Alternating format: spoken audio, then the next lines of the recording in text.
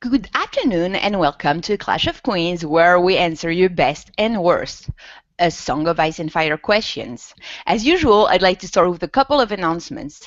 Next Saturday, tune in for our monthly reread. This time, it'll be a Game of Thrones Eddard 10 with the famous Tower of Joy dream sequence. Also, for our 500 subscribers, we're going to do a live Meet the Watch Q&A where we'll answer more personal questions so you can get to know us outside of Game of Thrones. We are currently at 462 subscribers, so less than 40 to go. I really hope we can get there by the end of the show season, so subscribe if you haven't already. Because we have been working on a couple of exciting new video series starting next month. And last but not least, starting next month, we decided to slightly modify the concept of a Clash of Queens. From now on, we'll still pick 4 or 5 questions, but around a certain theme instead of randomly selecting them. For example, on July 16th, the theme will be versus, and we will explore who would win or should have won in different battles. And then each month we will let you know, we'll have a different theme and we'll let you know about it. And now it's time for my gorgeous co-hosts to introduce themselves. T-Baby. Hey everyone, it's T. I'm glad to be back with my girls. We're going to have some fun. Excuse me, I'm a little under the weather, but again, we're going to have fun, interesting questions. Definitely, you're going to see some clashing. Hello everyone, it's me, Tinker.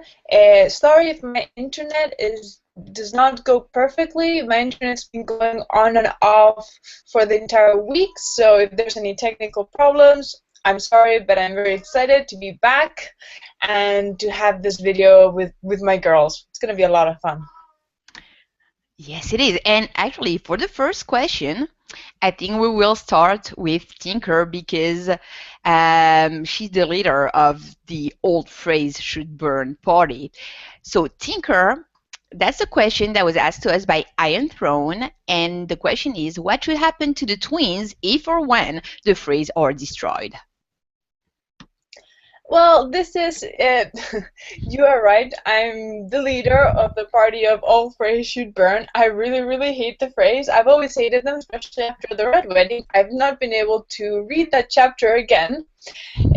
I actually barely even read it. I read it like kind of to pieces because I knew it was happening and it was just horrible. So this is more. This is not based on anything really in the books, whatever, because we don't have. Because no, this is more like I've been thinking what would happen to the Freys since I saw what happened. And you know, the thing about the Freys is that they're quite a young house. They're only like 600 years old. They're not a particularly old house. They've come to prominence because the bridge and where the 2 towers are, you know, it's key to crossing, to getting to the north, or the north getting to the south. It's you know, they've paid tolls, like we saw what he forced, you know, Robb Stark and Catelyn Stark to agree to get to that bloody bridge. So really, they haven't gone to prominence because they're smart, clever, intelligent, honorable, or anything. It's just they've been very fucking lucky to where they got their lands. So. And they've always been big rivals with, oh boy, where is it? Because my mind just went. Crown. So, what I would really like is first, both of those towers torn down. Like, there to be no twins, no castle. They're precious towers that have made them a name, because that's even their sigil, the twin towers. They are the twins is their name, what they've made all the pride, their honor. Tear them down to the ground until there's nothing else, and then give that piece to House Reed, because that is a key place to cross to the north. So for defensible, you know, I'm a Stark loyalist. House Stark is my favorite house. So anything that gives more to the House Stark for me is really great. So since they were bitter rivals to House Reed, and I freaking hate the Freys, I think that should go to the Reeds, tear down those castles, and then maybe create some other sort of building that some craftsmen can manage, just so that it's not without paying a toll or without all that nonsense. No, just to make it more defensible for the North or to help the North. But that to be torn down so that it's not for anyone and except the Reeds, and just to be used for the protection of the North, which I think would be really great since they tried to tear down House Stark in that bloody red wedding. And that's what I would like to see happen to the twins. That was beautiful, Tinker. Okay, I'll have a more moderate answer to that. I personally believe that the twins should be under the supervision of the Lord Paramount of the Trident, and that the position of Lord of the Crossing should be an appointed position and not an hereditary one. I personally, okay, no, disclaimer, I am absolutely not a military analyst. So feel free to just stop me at any time if I say something really stupid as far as military defenses are concerned. But as we see in the story, the Riverlands are particularly prone to invasions because of their lack of natural defenses. So my suggestion would be that they try to fortify some key points along the rivers to try to control like the armies or the flow of people circulating on their territories the way, the twins are located. So maybe they could add one or two along Blackwater Rush, also one around the Trident, and one around the Red Fork and Tumblestone, like where their big rivers are getting close to other lords' territories. Personally, I don't think all Freys are bad. There are some horrible ones, yes, Tinker.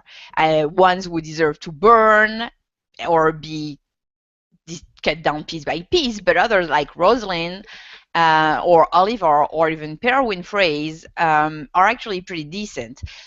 So it's not, what I'm saying is not against the Freys. I just don't think that such a strategic military and trade point should be left to some of your bannermen, because as we've seen in the story, bannermen are not always as loyal as they should be to their overlord. So but also, like, I'd like to point out that it's, yes, the Freys are bad, and yes, they're a fairly young house, but it's, I don't know, like the Tullys not having tried to strengthen their ties with the Freys through marriage in the recent past, at least in nothing I could find in the recent past, it was a little cocky on their part. Like, they know those guys are very powerful, but they're too below them to marry into them. And that's not, all I'm saying is that that's not smart thinking. So, but anyway, my answer is, shouldn't belong to one house, should be a appointed position that could be removed from the overlord of the Trident. Okay, you two actually made good points. I do think that it's prime real estate in a way. So the person who controls that can make a lot of money. And because this Westeros is such an ambitious place, that I don't see them knocking it down, even though it would make sense to knock it down or to appoint someone who wouldn't abuse the power that comes with having the twins. However, if you're considering like the Lord of Trident, I think that is Littlefinger. So, and Littlefinger's not going to let that go if at the end of the day he's still alive. I don't think he is. But then you also have to consider who the Freys married. They married a lot of houses, and some of these houses I don't think would be up for knocking down the twins because it makes so much money. And then you have to also consider the North. If they do want to be independent, they don't want a Southern Lord to actually have control over who can come in and out. So when you start thinking about all of those things, it's kind of hard to figure out what exactly would happen to the twins, because not all Freys are bad. However, they are fighting within each other. We saw that in a Clash of Kings with Bran when they were playing the Lord of the Trident game, which I did a video on, so check it out. But you see that they were fighting amongst each other, and it reminds me of I was about to say Clash of Queens. That's not what it reminds me of, though. It reminds me of the civil war between the Targaryens, where it was so many of them, and then they were fighting for power. I see that happening as well with the Freys. So it depends on when you say the Freys are like destroyed. Are we saying like the family line, everyone's gone? Or are we saying like the big ones who make the decisions? Because then you have to think of all the other Freys that's been scattered. You have the Crackhalls, the Lannisters, the Tullys, the Boltons. I say Crackhall, not Crackhall. Crackhall. It's some other houses that they married into. So when you consider that, you have to think of the ambitions of the other houses. So depending, and then you also have to think, what if the White Walkers come that far? Will it even matter at the end of the day? So thinking of all of that and keeping all of that in considerations, if the Freys destroy each other, then I think you'll see another civil war amongst the Southern Lords trying to obtain that property.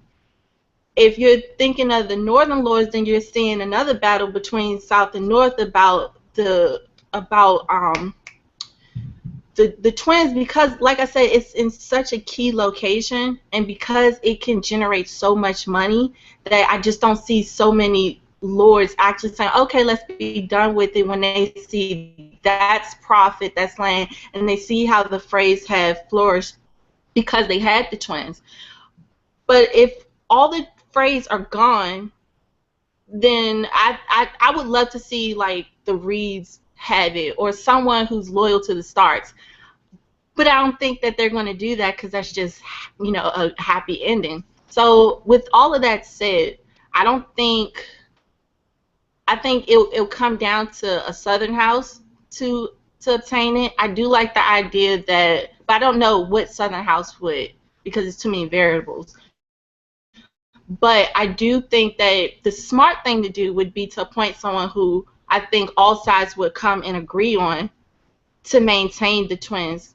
But then if they do destroy it, who's to say that that's not open battle for people to go across whenever they feel like it? So I hope I answered the question. Well, yes, you did. Yes, guys. It might be a slightly quicker Clash of Queens today because T-Baby and I are sick, and as Tinker said, she has a couple of computer problems. So we're still hoping to give you, good answers and make a good video, but we might not go on for as long as we do sometimes. It's just, like Tinker, I love. Of course, who doesn't love the Reeds? But I just don't like. To me, the twins are very strong. Like, also not just a military position; they're also a trade position that's very strong. And I don't know. I don't see the Reeds being into like money making. No, I don't think they would make money out of it. I don't think it would be a position to make money out of it. It would be a position to protect the North and to see if, those who want to cross should really cross or not. More like a defensible position, more than just for money. Although I do have to say, if it's not torn down, if it's, all of what I said does not happen, you did have a point that all Freys are bad. I want most of the Freys to die, and then the ones that are mad, etc., to be given to either to the Faith or to the Silent Sisters. I don't know, so that they do not keep on having children, because there are already way too many of them as it is. But Rosalind, who married Edmure, I would like to see Edmure live, and I would like to see House Tully back in River Run, because I really like them. And I was thinking that it would be also very fair, since the Freys tried to take over, the lands, the Tully lands, River Run. It was giving to, wow, the name, just the one who's married to Gemma Lannister. Yeah, something Frey. There's too many bloody Freys. I don't remember. I'm sorry. The one the Frey that he was given to, the man who's married to Gemma Lannister. He took River Run. So I would like to see Edmure and Rosalind have more children, and Tully, who also has Frey blood, take over the twins, because it would have the Tully name. It'd still have the Frey blood, so technically they could, and they would be allied to the Tullys. Their loyalty would be to the Tullys because they would be part of that family. And then they could, every now and then intermarry as well, since they have the, and create those strong bonds. And it would be good because they would be. I would like them to see them to be Lord Paramount again of the Riverlands, and then they could hold that position. So I wouldn't mind that if the twins isn't torn down. Yeah, and Westeros that are confirmed that Jaime Lannister's husband is called Aemon Frey and not something Frey. Yeah, Tink, you make a good point, but then, and so do you, Sweets, but I guess now that I'm thinking more on it, who would be the perfect family or house to actually maintain the twins so that you don't have that corruption of someone using the twins for profit? Because that would have to be something that the Norths feel comfortable that they wouldn't, like, the North would feel a certain way. You have to make the North feel comfortable that this person isn't going to overtax them. But then at the same time, you got to also pick a house that all the Southerners feel comfortable with, that they won't be overtaxed. So once again, I guess and then it's like I would think, like, when you think of the Silent Sisters and the Faith, it's cool, but then you also have a lot of corrupt people in the Faith, and then you see what's going on in King's Landing. Do you really want to give them like that type of property? Like I don't think it's like I don't want to say reasonable, but I don't think it's I'm sorry, I'm all over the place, but the Freys and the twins kind of remind me of the Wall, where you have it where it's blocking. And the Wall is similar, where it's like it's all blocked off, and then you just have this small, narrow thing where the Night's Watch dictate who can come in and who can't come out. And you have them who were appointed to do the right thing, but you can see that they're not all, that most of them are corrupt. So when you have something like that affects so many different people, that Frey have built their house upon it because of these heavy taxes, it kind of goes back to, well, who would be appointed that you can actually trust, that doesn't have high ambitions to expand their family? It has to be that type of family. I don't know who would be that family, because then you also have to consider they would think like a smaller house wouldn't deserve the property of the twins. So then you have so many different politics that I honestly can't see it going down unless someone's fighting over it. No, I mean, that makes sense, because you have to consider, okay, maybe like the Starks right now, they're our favorite, the most loyal, the most honorable house in Westeros. But we've had bad Starks. There have been bad Stark in the past. Like right now, you give the twins to a good, loyal, fair family. 100 years down the line, you don't know who's going to be head of that family. That could be a terrible person. That's why I'm saying, like, removing it from the hands of one family. So again, like, if another possibility could be if there is still, centralized power, like an Iron Throne 100 years down the line. I think it would be a good thing that the central power would start. I mean, maybe the central power could man those sort of forts that could build forts on important locations and man them, also to prevent like different kingdoms to go at war at each other. That could be another possibility.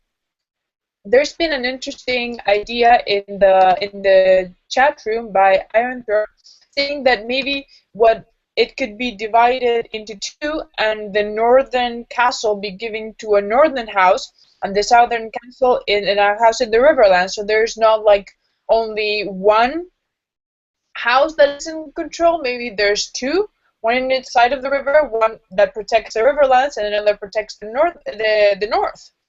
Which I don't know how feasible it would be, but it's an interesting idea to consider. There would be a lot of clashes maybe between the two houses, no, because they both have to be in agreement. You both have to let people pass at the same time.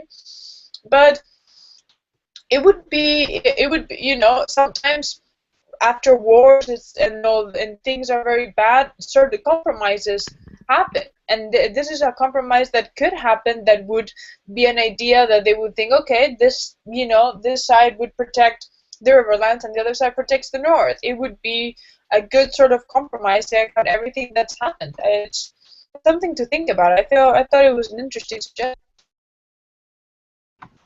Yeah, I like that idea. I think it once again goes down to, would the Southern Lords be able to nominate someone for their side? And would the Northern Lords be able to nominate someone from their side? And would they be able to coexist with each other? Because the Southerners kind of look down on the Northerners, and Northerners want to be more independent, but that makes more sense to do it that way if you don't want to break down I don't think it's smart to actually tear down the towers. So to me, that would be an ideal. But you know, these Southern Lords, they don't really have respect. So I don't know. I mean, we wouldn't want another Brackens and Blackwood feud, like both of those guys going at each other on both sides of the river.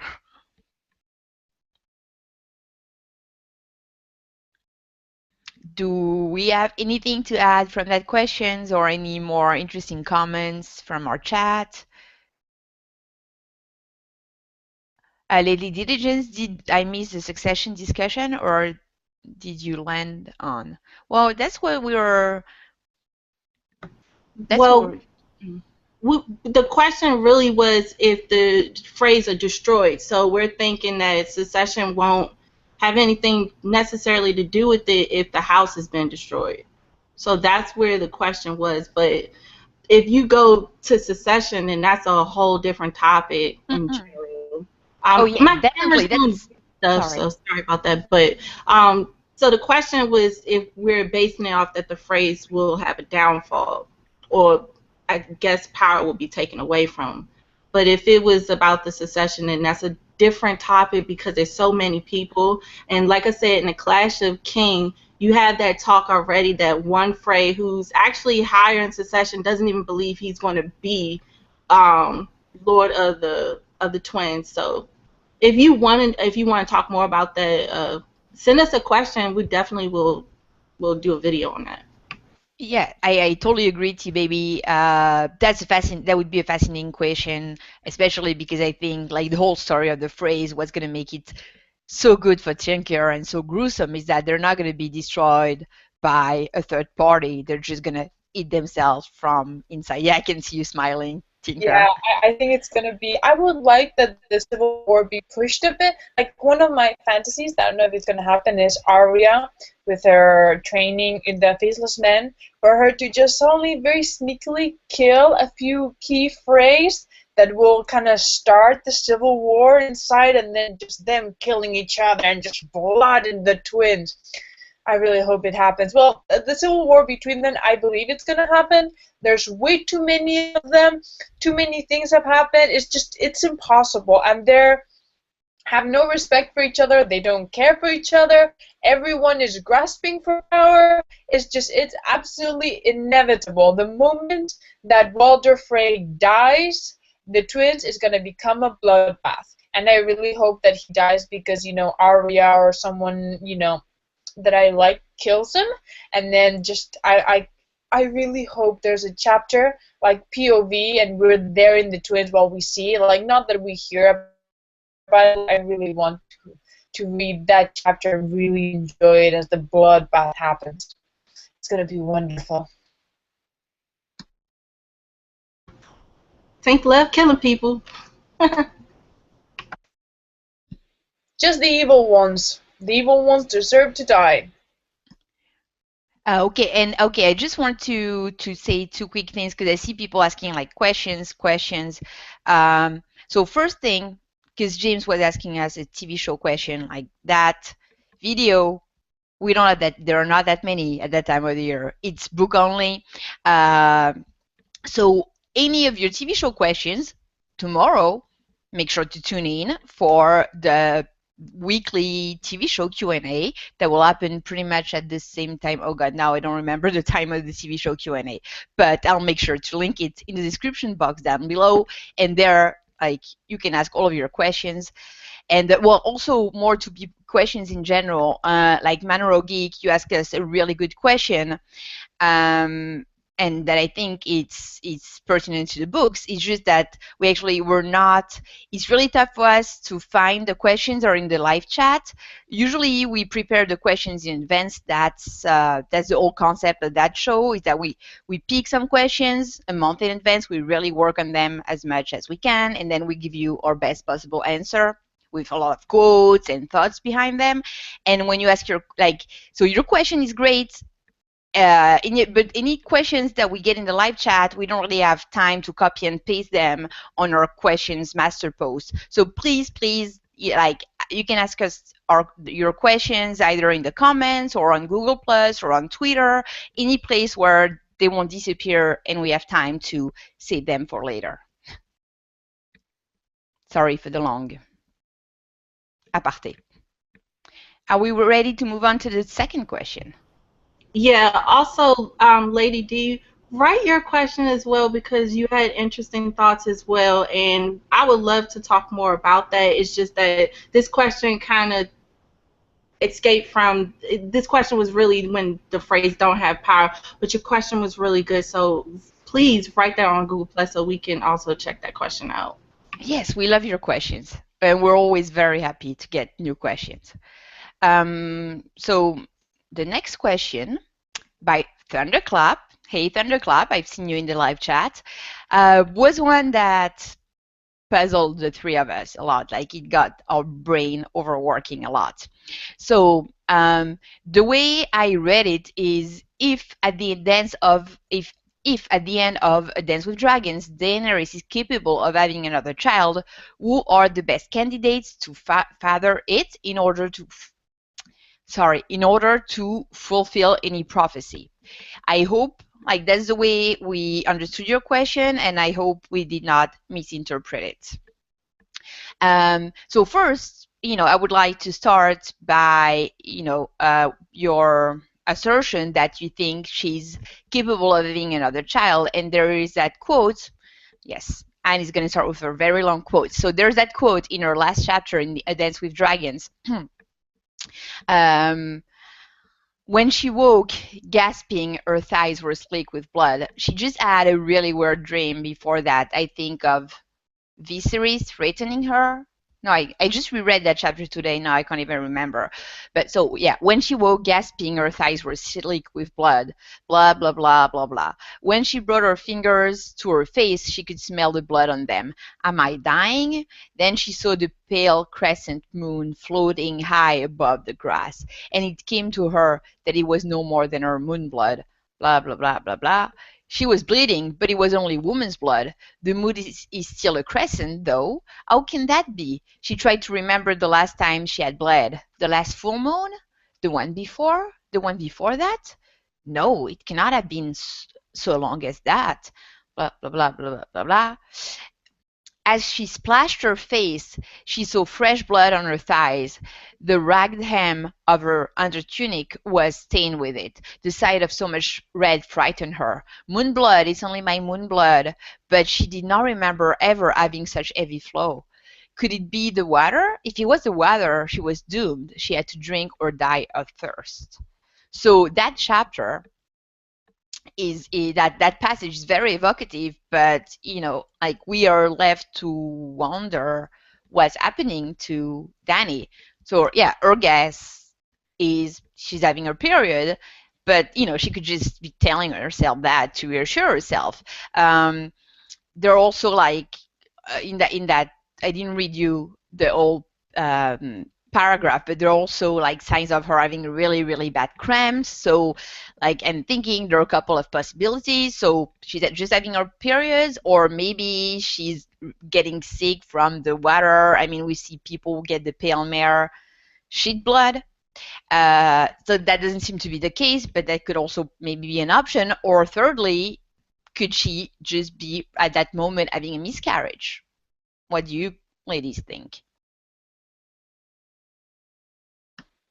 That's a very interesting idea. It never occurred to me when I actually read the chapter, but when you were saying reading the quote and thinking specifically about that question, like, it's could it be before you said it, I was already thinking on it because much heavier blood if she wasn't exactly sure how long. Like, if you have a miscarriage when you're like what, a month and a half, you don't really some people don't even, some women don't even realize that they're miscarrying. They just think that it's that they're having their period. They just have a much larger flow. They might not completely realize at all. I don't. It happens a lot, but it's strange because I never imagined Dany ever having a child. I'm not one of those who believes that she can have any more child because the how it's been said after the prophecy. I lost all my quotes, but it in one moment it says clearly that she will not have any other children. That she will have the three dragons and that's it. But reading that, but that wouldn't mean that she would be able to actually carry a child. Maybe that means that she's able to conceive, but that she will never carry them to term. So even if she's able to get the child, with the prophecy, she may never actually be able to. Some women, there's problems inside of them, and they just get pregnant, but they keep losing the babies. Maybe that's what will happen to Dany. Definitely, because the exact quote from Miriam Azure is, "When you bear a living child, then Khal Drogo." I mean, it's not then Khal Drogo will come back, but it's something like that. It's not just when you get pregnant; it's when you bear a living child. Exactly. I now know for sure that I read this question wrong because I thought the question was asking based on the prophecy who would be the best candidate to father the child. But if the question is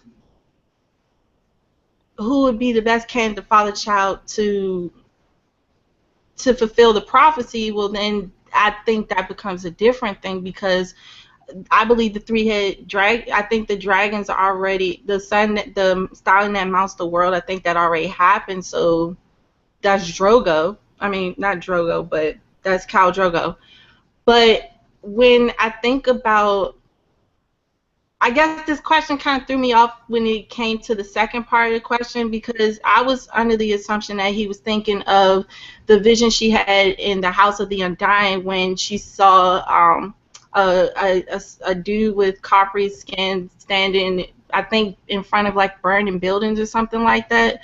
I can't remember. I thought that that's what he was thinking. And then when I thought about that, it made me think of what was said in the House of the Undying, that you'll see things that are to come and things that will never happen. So when you take that in consideration, I don't know who would be like the best candidate based on the prophecies, because the only prophecy we see is that could be a potential candidate is Euron, because he's part of the prophecy of one of the people that she might, well, that's my opinion, of the people that she might dread. But this question kind of threw me off a little bit as far as who would be the best candidate to father her children based on the prophecy, when the prophecy, some of it didn't have to do with the man. Yeah, the three heads of the dragons. Well, I mean, but you can still. Oh, sorry. Go ahead. No, I'm just saying, which also could be women riding a dragon. Like, I don't think that it's just necessarily going to be two dudes and a chick or two chicks and like it's too many possibilities for us to limit ourselves to thinking that it's going to be two dudes, and because of the two dudes on the dragon, that they are going to be part of something that Dany's romantically involved with. Mm-hmm. So I guess this question kind of depends on how you take the prophecy. But and we still have. What you say? No, I was having an echo. Oh, sorry. So the question kind of made it seem, the way I've read it, it seems like you have to base on the prophecies that you think like they could have some type of father within that prophecy. Like I didn't understand that.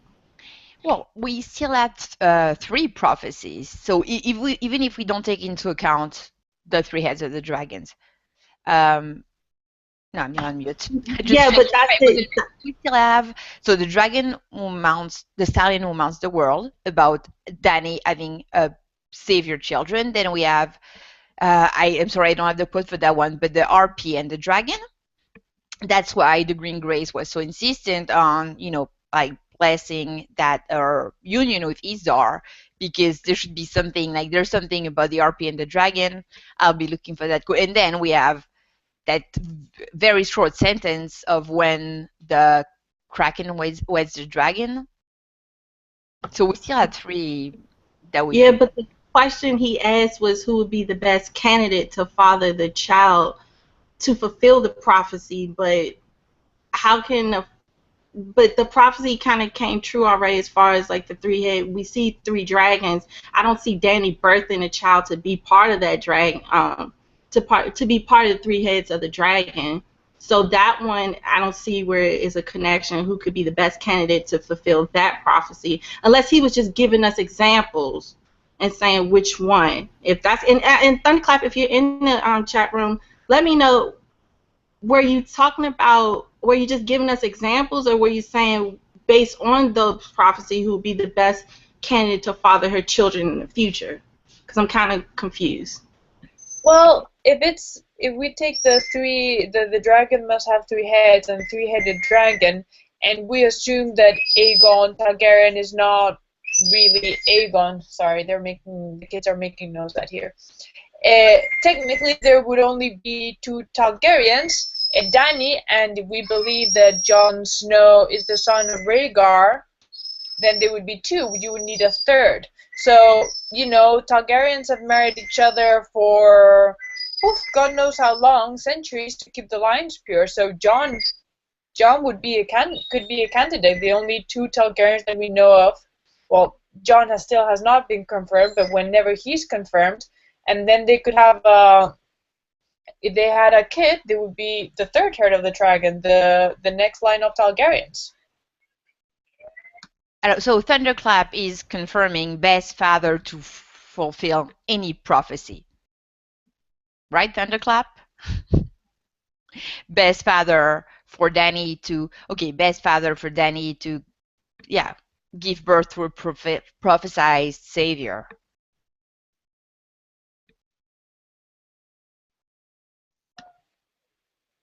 I'd go with Jon. I'll go with Jon because it's the only candidate that I really like. Okay, so I'll dive a little bit to my answer, which, you know me, as usual, I'm sort of not answering your question. And yes, Thunderclap is going to be if any. Okay, so I'm sorry. I think all of those prophecies are just like, and I'm not, I usually don't go on feminist rants there.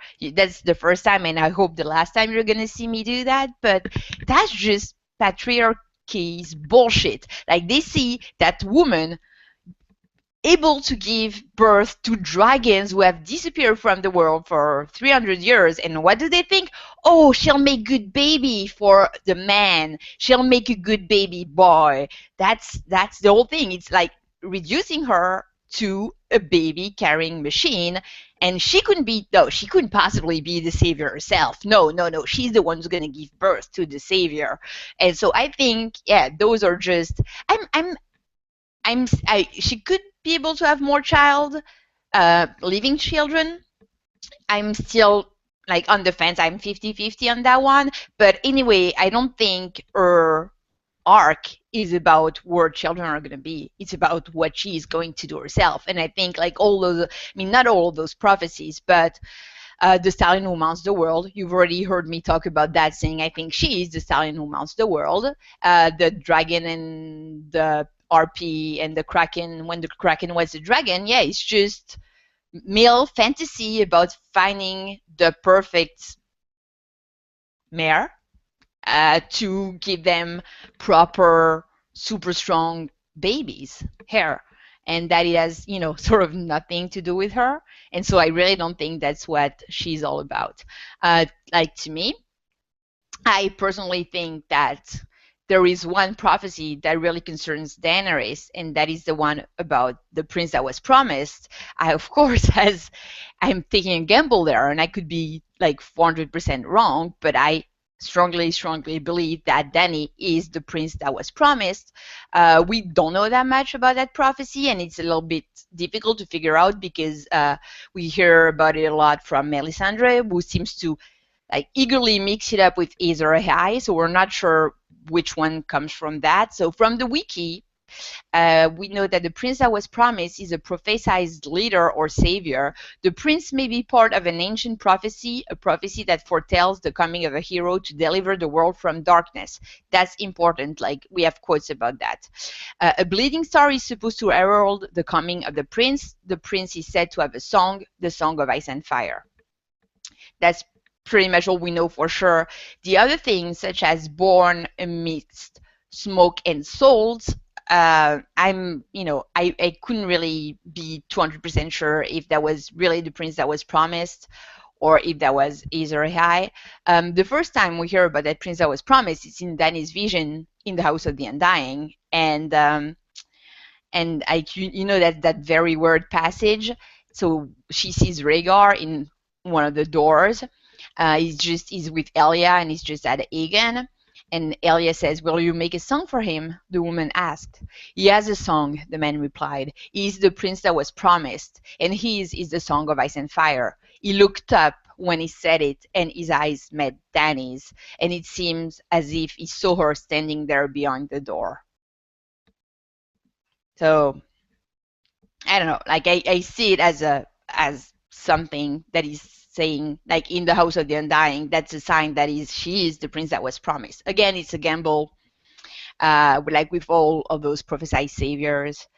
But then, like I said, it's tough to really decipher because the prince that was promised is often mixed up with that concept of the three heads of the dragons, or the dragon must have three heads. That is not even really 200% clear what it means. A lot of people, Jorah first assumes that it means, Aegon and his two sister wives riding three dragons, thus that it means that there must be three dragon riders. That's why there's so many speculations about, we have three dragons, or the other two dragon riders. Oh, because the dragon must have three heads. But it's not even like, I couldn't find, if you can, please let me know in the chat. Like, I couldn't find one. I looked through the World of Ice and Fire, and one, like, 100% proof that that's what it meant. And then, I'm sorry, I'm going on a really, really, really long tangent. If you ladies feel free to interrupt me at any point, you know that, because I got more quotes. Okay, sorry. I'm almost done. Still on my Dany being the prince that was promised. I'm going to try to spare you some of the quotes. So yeah, so like my favorite is obviously from Mr. Aemon before he dies. He's on the ship. He's half delirious, so we don't even really know if he's making sense at that point, as Sam points out a couple of paragraphs later. But like before, from some merchants, Aemon has heard of the talk of dragons in the east, and that makes him all giddy, and he feels like, and he gets like a surge of good health when he's been feeling really bad. And he says, "No one ever looked for a girl," he said. "It was a prince that was promised, not a princess. Rhaegar, I thought. The smoke was from the fire that devoured Summerhold the day of his birth, the salt from the tears shed for those who died."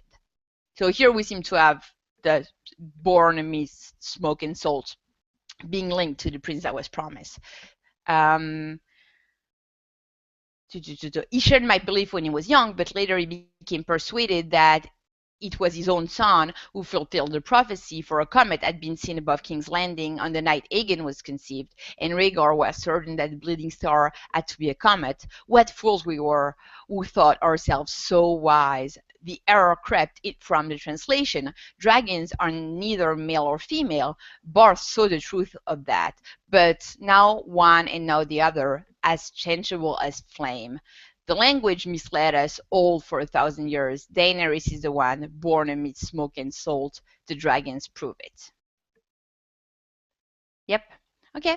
I went on a tangent. I yeah, I know, Thunderclap, that I obviously did not answer your question, but like my answer, my short, very short answer is, yeah, to me, there is no there is no one to, I mean, Dany doesn't need a man to fill her womb, to fulfill a prophecy. She's already fulfilling that prophecy just fine by herself, and I'm done. Completely agree, sweet. I even have also that last quote from Aemon that says about Dany because I really like that quote. And I completely agree. That was the answer that I gave to like to say something for this question, but I love your rant. It was a perfect rant, and I completely agree in like everything. You know it's official when Tink signs off on your rant.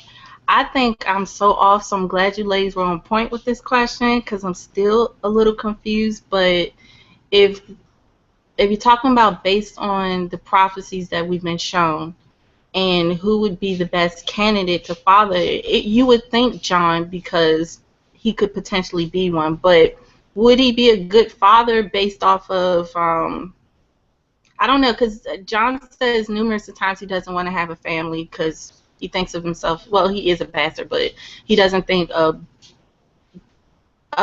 bastard having children is a good thing or whatever. But to be honest, I'm kind of with Sweet Sonny. Like, I don't think Dany needs a man or to father children. I think the only thing Dany is gonna birth is dragons. Like, I don't see her. Like, I think Tink said that you don't see Dany having kids. And I don't either, but I do think she could probably produce more dragons. Now that's a different thing because she's. If you have I think there's way more dragon eggs, and I wouldn't be surprised if because we always hear her as a mother dragons, mother this, mother that, but I don't think she'll actually produce like a human child from her happy place, but I think if you're thinking about all the prophecies she's had, it doesn't necessarily have to be a man to. How can I put this? I don't think for her to fulfill prophecies that she necessarily needs a man unless the prophecy includes a man, like the one where it says she's going to bed 3 dudes and have 3 treasons and all of that. I think that would include the male, but as far as like a stallion out in the world, I think that did include a male because I think that was what Drogon. I think that's already happened, so that's why I didn't consider that part because I always assumed that the stallion that mounts the world was Drogon. So when you put it to who would be best to father, I think he already had a father, which was Drogon. So that's how I kind of took the question is who would be a good candidate to father her children based on these prophecies. But then you said fulfill. So Drogon's already done. If you're thinking about the 3-headed dragon, I don't think it's going to be her so-called child. So I don't think it's going to need a father as far as that prophecy. When you now talk about to wed the Kraken, then that gets interesting because Euron does want Dany and he does want to produce heirs. Not saying he's the best, but he's the only candidate that I can think that will actually fulfill a prophecy. Victorian? Huh? No. Victorian, he's a cool dude, but Euron's way too smart, and I just don't see Euron letting that happen without some type of consequence. So I don't. I think hate Euron. I don't want it to be Euron. I'm not a Greyjoy fan. Everyone knows this, except Asha. She's the only Greyjoy that I kind of like. But if it has to be a Kraken, I'd rather it be Victorian 1,000 times more than Euron. Euron, just no. Yeah, I get that. I get that, but you have to think of how the story is going to flow. Like, not everything is. It's not a happy ending type of story. Like, I don't see Victorian be the one that she's the one that he dread. Like, she dreads having sex with him. Euron, on the other hand, she will definitely dread that because he has so many different things going on. Especially because I don't want to spoil anyone who hasn't read the Forsaken chapter. But when you read that, you start to think like, It's probably Euron, and I got to give credit to James because he was the one who first told me when you think of the House of the Undying and then the visions that Aegon had with Euron, you start to see that it might be the prophecy with Dany might possibly be Euron and not the other one. But Yeah, I mean, I can understand that you don't want Euron to right be on there. time. There's a difference between wanting someone and then most likely it probably would based on the situation. No one wants Euron to win. That dude's crazy, you know? No one wants him to win. But when you think about it, it's possibly that that is the best candidate as far as to fulfill a prophecy, because that's what the question was, to fulfill it. Now, if it's based on who you really want Dany to get with, no, like stay away from Euron, because that's just bad news. Yeah, and Tinker, I'm sorry, but there are some textual evidence that Danny might hook up with Euron. I've already quoted that when we were doing the Forsaken analysis, but in A Dance with Dragons, so that's not. No, I Ooh, don't care. Until it happens, I will deny it. Those quotes do not exist for me, and I will never acknowledge them. Until I am forced to read that she actually marries him, it will not. No, it does not exist in my mind. It does not exist in my mind. I'm very happily oblivious and in denial. That will get you maybe. killed in this story, Tank. Open up your eyes, okay? That will get you I don't killed. live in that world. I live in this one, so. Open your Don't third go to eye. Westeros then. Yeah, but okay, so you can just close your ears because maybe some of our viewers might be interested in that quote. It's in the Death with Dragon, Daenerys 7. She's dreaming. So yeah, it's just a dream. No harm done. She's dreaming, and she's dreaming of her husband, I think. Yeah. Beneath her coverlet, she tossed and turned, dreaming that Isdar was kissing her. But his lips were blue and bruised, and when he thrust himself inside her, his manhood was cold as ice. Yep. That's a stubborn one right there. It's cool. Look, I hope for your sake, I hope for the sake of Dany that it's not Euron, because the second they link up is going to be trouble. However, I'm sorry, Tank. I think that it's Euron. But, you know, you can rant about it, definitely. I hope the dragons eat him alive. They're gonna eat Victorian alive already. Yeah, but I hate Euron much more. I hope they both die. I don't like Euron, but I will say he's an interesting character. He's batshit crazy. He's an evil bastard. Oh, He's evil. He makes evil sick look like nice. bastard. She got her killing face on again. Yeah, no. So Thunderclap, I hope we answered your question correctly. He said he made the question very open, hoping it would get interesting, and I hope he's happy. Um, so yeah, but yeah, no, I think that given the visions of the House of the Undying, not that they're gonna have I still stand on my point that that Danny's thing is not about having a kid to fulfill prophecy, and I'm still not sure she could actually give birth to a living child. But yeah, there are good chances that she's gonna hook up with Euron and that he's gonna try to fulfill one of his crazy prophecy with her, putting her with child, and that's not gonna be a that's not going to be a pre-site, but remember, the next book is going to be called The Winds of Winter. It's not going to be a happy book, Tinker. You need to sort of get ready for that. I would not mind if she managed to kill him, when he's trying to bet her. Like, have a nice sitting on the. You are just as crazy as Euron, girl. That would be awesome too to see. Oh, come on. It would be actually that kind would be of sick. awesome. It would be sick because like and then she just stabs him in the back. Oh, that's gross. Or in the neck. Look at you, giving her tips on how to kill a man. Whatever, I hate evil dudes. I cannot help it. I can evil and those who are cruel and nasty and take advantage. I just can't. I just can't. I hate it. I hate abusers and bullies and crazy psychos. I'm not a fan of the bad characters. I understand that they're like all the rage now. They're like cool and whatever, but it's not. No, I like good people, like honorable people that believe in justice and good, and I know that that is not the world. But since the world sucks, it's the good people that we have to, keep encouraging and backing, and not put all the focus on all the evil dudes, because there are already more than enough evil dudes in the world. They do not deserve all our strength and our energy. The good people do. But question, Tinker, why do you like A Song of Ice and Fire so much? Like, that still baffles me every time. It's a horrible book where horrible things happen to good people, and you love it, but you hate that concept. Because I love some of the like stories, shows, books, movies, etc. Whatever it is that I love, it's not the story that first hooks me. It's the characters. I see a particular character and I'm like, oh, I love them, and I want to see what happens to them, and I want to see more of them.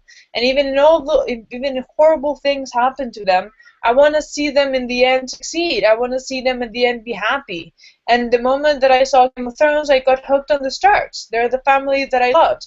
I loved Arya, when she was waiting and she got put the helmet on, and then she was like running, and her dad stopped her and got the helmet, and she was like, oh, and gave it backwards, and little Sansa with her little wishes, and then Stark loving all his family, and Jon and Robb, and I just fell in love with the Starks and the family and how much they care about each other, and I wanted to see them at the very end, even if it's not going to be like happy ever after, because it's not happening in the books, at least see some justice for these people, at least see them go back. And when I see characters that I love and they're having a horrible time, I cannot stop until I see the end, and at least they have at least a decent end, because then they'll always be suffering for me and they'll be horrible. So I need to see the ending. And the more I started reading, more I started seeing, I saw other characters that I started to love. The Sand Snakes, Oberyn Martell, Tyrion Lannister, and I got hooked on them. And I need to see all those characters that I love at the very end of the books, and see that if they're dead, at least they're at peace, because they're not suffering anymore.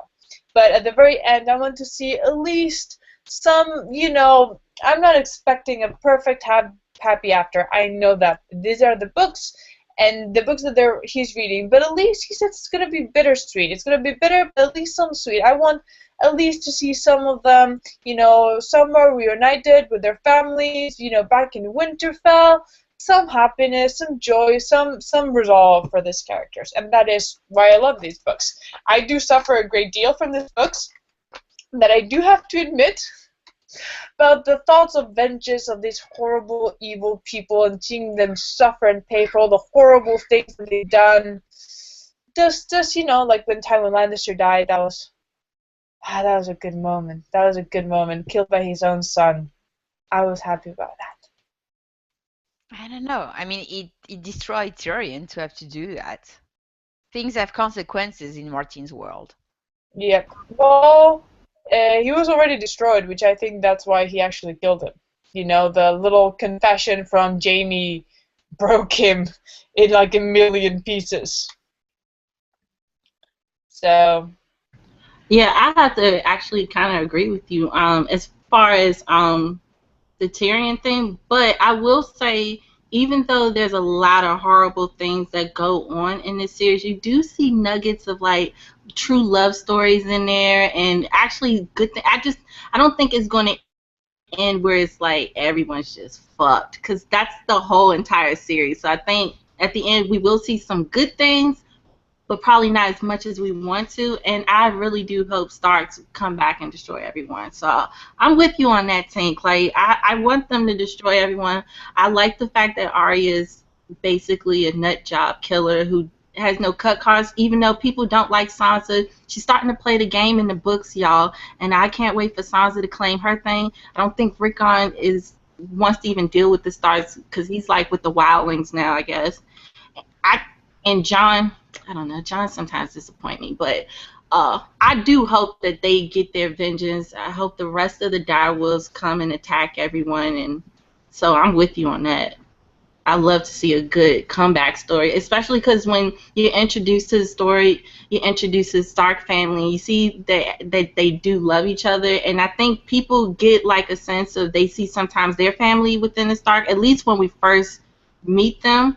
But we're going way off topic. I'm sorry. No, and there are some awesome jokes in that chat. I love you guys. I love like uh phrase life matter. Who said that? That Jerry. Um, The phrase do gross me out. I will say that. Emoji. I don't know why they just do.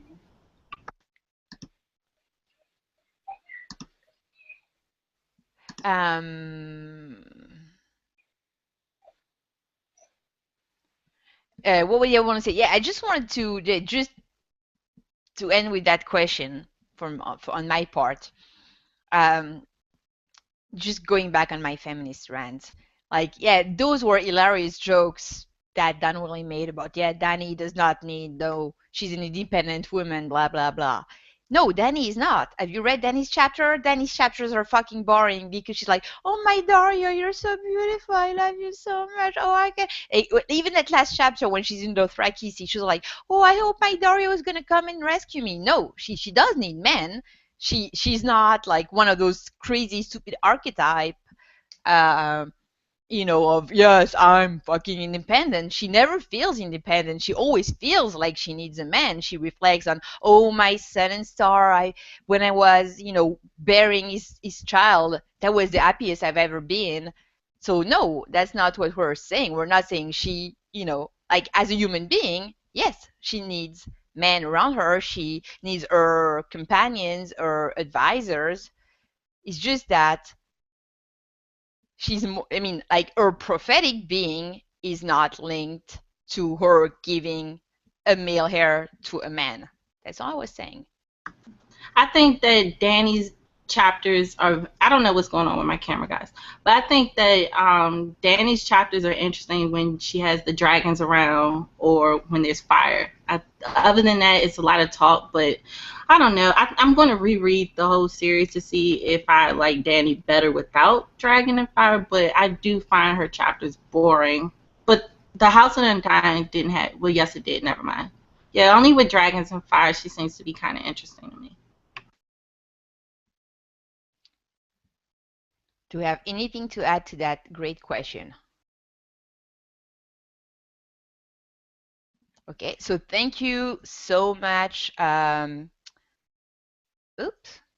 you so much, Thunderclap, for your question. I hope we didn't mess it up too much. The next one, I hope that we understood more clearly. It's about it's from Helyne May, and it's about Jon Connington. So, do you believe that Jon Connington truly believes that Aegon is Rhaegar's son, or that he's going along with Varys and Illyrio? And how would JonCon react if he realizes that Rhaegar has another surviving son? So I don't know, maybe T-Baby, would you want to start with this one? Sure. I don't think that if he knew that wasn't Rhaegar's kid, if he would have done all this extra stuff for him. However, if he found out now that it possibly isn't his child, I think he would still try to sit him on the throne just because he's grown to love this kid as if it was his own. But when you also I don't think that Jon was named after Jon Connington. I think it was Jon Arryn he was named after. But he could assume that Jon was named after him, which would make him want to at least see Jon. But Jon doesn't have the features of a Targaryen. He has more features of Stark. So I think in the back of his head he will always question it. And then you have to think about just the idea of bastards and the roles, the way that people look at bastards. Like, I don't think that way, but when you look at when you read the series and you look at how they treat bastards and all of that other stuff, they kind of treat them as if people you can't trust. So when you take in all of that into consideration, I I don't know if he would go out of his way for Jon. Now, if Jon had more features or he had something more concrete to say this is his son, I think that's a different story. But then you also have to consider that you don't know how. We know that he was in love with Rhaegar, but you don't know how close Rhaegar was to him, so he might not know about Lyanna as far as what was really going on. He might be out in the dark with everyone else because he wasn't there to protect. He wasn't there at the Tower of the Joy, unless I think he was already banished. Then I'm not sure, but when I think of that, I'm thinking that he probably wouldn't help Jon. But again, if he knew that that kid wasn't Rhaegar's from the jump, I don't think he would go that far because he didn't go that far for Dany and Viserys, and that was Rhaegar's brothers and sister.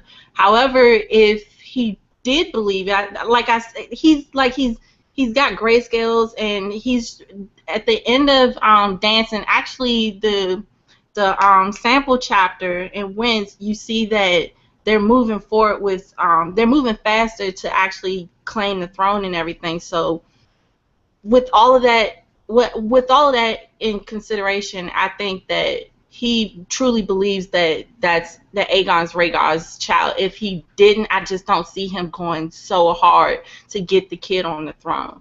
And when it comes to Jon, I think he still wouldn't go that far for him because he wouldn't know. Now, if he knew, that would be a completely different thing just because of the love he had for Jon. And I think he would assume that Jon was named after him. So that would count for something. But again, I don't see him going that hard just because he didn't go that hard for Dany and Viserys. So.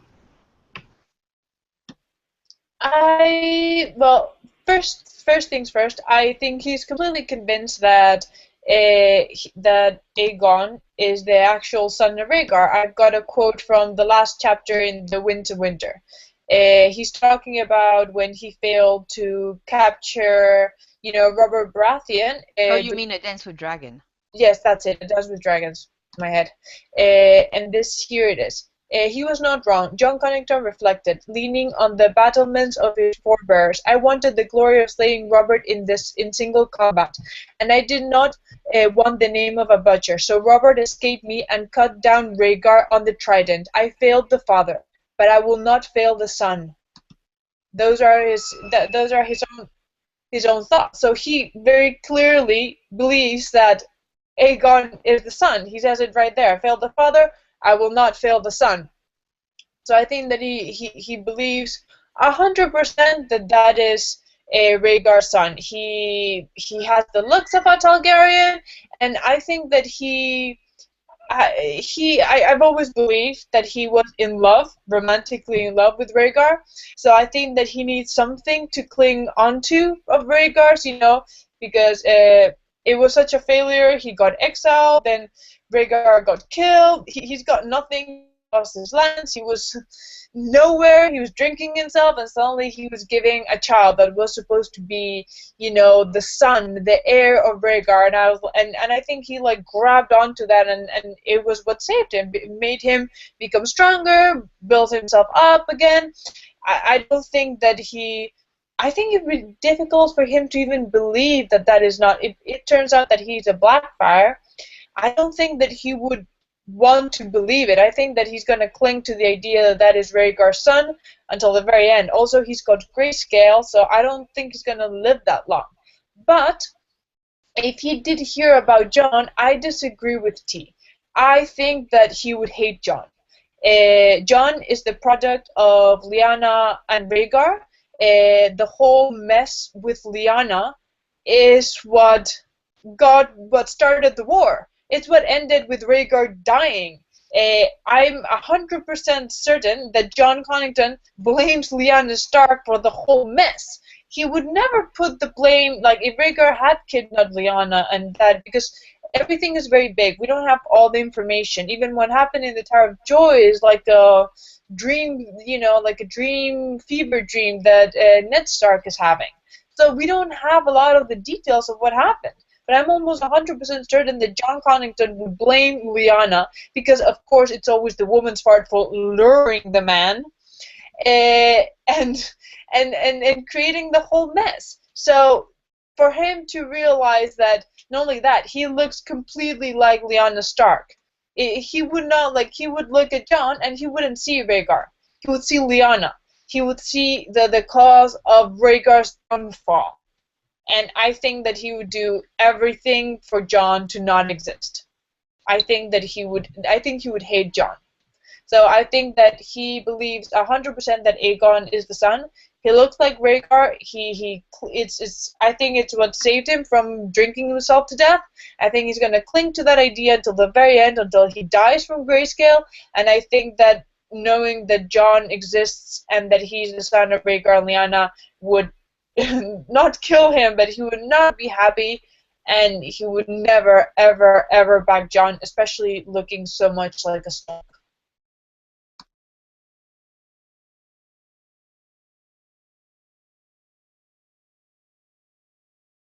Okay. Oh, sorry. Say. Yeah, I'm okay. Shocked emoji.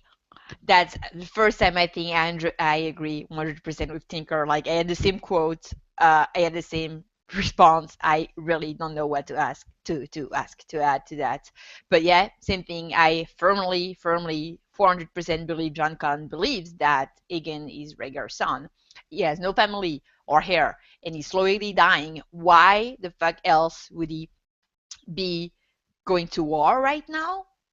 Man, I mean, it would have been different before grayscale, because you could have, he could have been doing that for power, and all the way, probably Varys and Illyrio are doing it a little bit. But there, he's gonna die. He's not gonna get any of the fruits of that rebellion anyway. So yeah, I'm totally convinced that he's doing it out of love and guilt. And you quoted my quote. So and yeah, no, I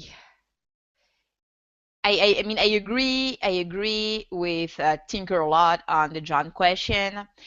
But it also, like, Jon, it depends on whether or not there is a point where JonCon would realize that Aegon is fake, because Jon Snow, is younger than Aegon anyway. So even if he had been the legitimate child of Rhaegar and Lyanna, he would still fall second in line of succession. So I think his emotion would range from, like, insignificance to, like, yeah, really disliking him because of all the good reasons Tinker gave. Yeah, I'm gonna have to agree. I didn't actually think of that because I just assumed when we start thinking of Jon that we assume that Aegon's not the real Targaryen. But if he is, he would have a bigger claim to the throne than Jon would. But when you look at the text and how he speaks about not Lyanna, but Elia, I think that's her name. He doesn't care for her. He thinks she was weak. He thought that Rhaegar could do better. So when you consider that, yeah, he most likely would blame Lyanna. But that goes back to what I was saying, that we don't know how much he knew about her, because Rhaegar didn't trust Jon to go to Tower of Joy. So I'm not sure if he was already banished by then or if he was fighting another war, but it seemed like Rhaegar trusted his most trusted friends to protect Tower of Joy, which made me start to think, why didn't you ask Jon to protect this kid and Lyanna? So he might have known like he had certain type of feelings for him, but it wasn't reciprocated. So I guess when I was thinking of the question, I was thinking, well, why wasn't Jon Connington at the Tower of Joy, which makes me think that he didn't know everything about Lyanna or what was going on. But you had Hightower, and I forget the other person's name, who knew about it because they were protecting Lyanna and the kid at the Tower of Joy. So when you think about that, it's like maybe he wouldn't, even if he did knew that this was Rhaegar's kid, he might look at it as like that's not the legitimate kid, that's the bastard, that's the one that caused this whole thing to start. So he might have like actually some type of, I can't get my words out. He might not care for Jon just because of that, and it's sad because Jon had nothing to do with it. You know, he didn't ask to be born. If we're considering that Jon is the baby in the Tower of Joy, or you know what I'm saying. So when you think about it like that, then yeah, I don't think even if he did know about who Jon was, he might blame Jon for all of this that's happening and wouldn't help him anyway. I always thought that Jon Connington would resent Jon a great deal because, you know, he looks like a Stark, so he would remind him of Lyanna, which I 100% believe that he blames her for everything. And I always assumed that he was not on the Tower of Joy for two reasons. One, because, come on, the Kingsguard that were there were some of the best fighters in the realm. He wanted the best of the best to be there. Come on, Arthur Dayne is considered the best sword fighter that there was. Jon Connington is not known for being the best fighter that there was at the time, so I imagine that he wanted the very, very best. And there's also a possibility that, you know, Rhaegar Targaryen was not an idiot. He might have done a few stupid things, or we don't know for certain because everything's very vague about what happened, but I always believed that Jon Connington was a very, very close friend of his. But maybe he realized that emotionally when it came to those sort of things, maybe he was not the right person to be there. Arthur Dayne, they're Kingsguard. They're supposed to be neutral and objective, and you know, they're supposed to be there just to serve him. You know, they were good friends, but I don't know. Maybe Jon Connington did feel much stronger for Rhaegar. Maybe Rhaegar realized that he was not the person that he should, you know, or maybe Jon Connington made some very specific comments that made him believe that, well, maybe I should involve him directly in this, because he was the hand of the king. He was obviously someone that was trusted by them because he was there in the war with Rhaegar. Maybe he knew that it was better to have him backing him during the war, which he knew he would be 100% loyal, and leave to some other people that were very good fighters, that were objective and would not let their emotions be ruled, to stay in charge of Lyanna and the child. Like, he was not a complete idiot. So that's my thoughts. No, that makes total sense. Yeah, that makes sense. I guess I'm looking at it more as a, why didn't you trust him enough to protect what was at the Tower of Joy? Because obviously he thought that it was a reason. I mean, based on the context of his chapters, you see that he did have a lot of passion. He would do anything for Rhaegar. Yet somehow Rhaegar thought that it wasn't, that he couldn't trust him, and possibly it could be because of his position, not who he was, because he was hand of the king, which means he would be obligated to tell the king what's really going on. So that could be a possibility as well.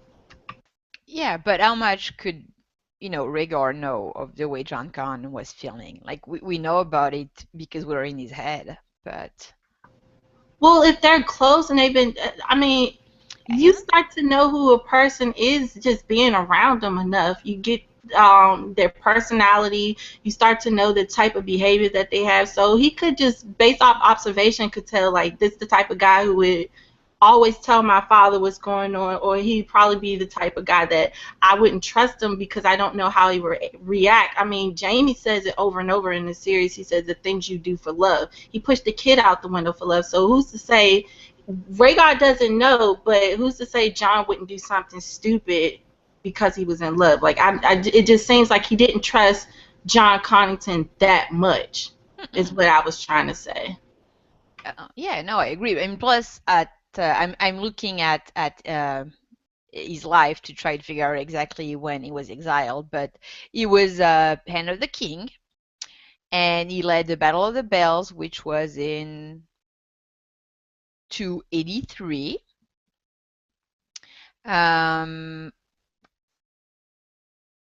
So I don't know if they were already, like, God, I don't have my chronology proper in my head. Yeah, I'm not sure until when Rhaegar was in King's Landing.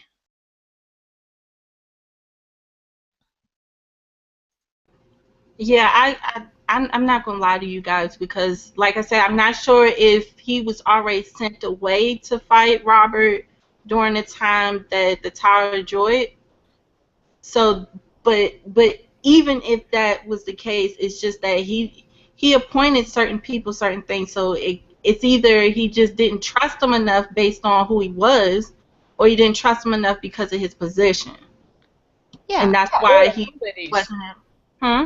Or abilities. The Kingsguard Or were the best of the abilities, best. yeah. So it's kind of like it could go either way when you think about it. But I don't know. I guess me, if you're really close friends with me and I can trust you, then yeah, I can trust you with my kid. But maybe I'm just thinking maybe Rhaegar didn't think that he could trust Jon. yeah. Well, it could be also like a matter of timeline.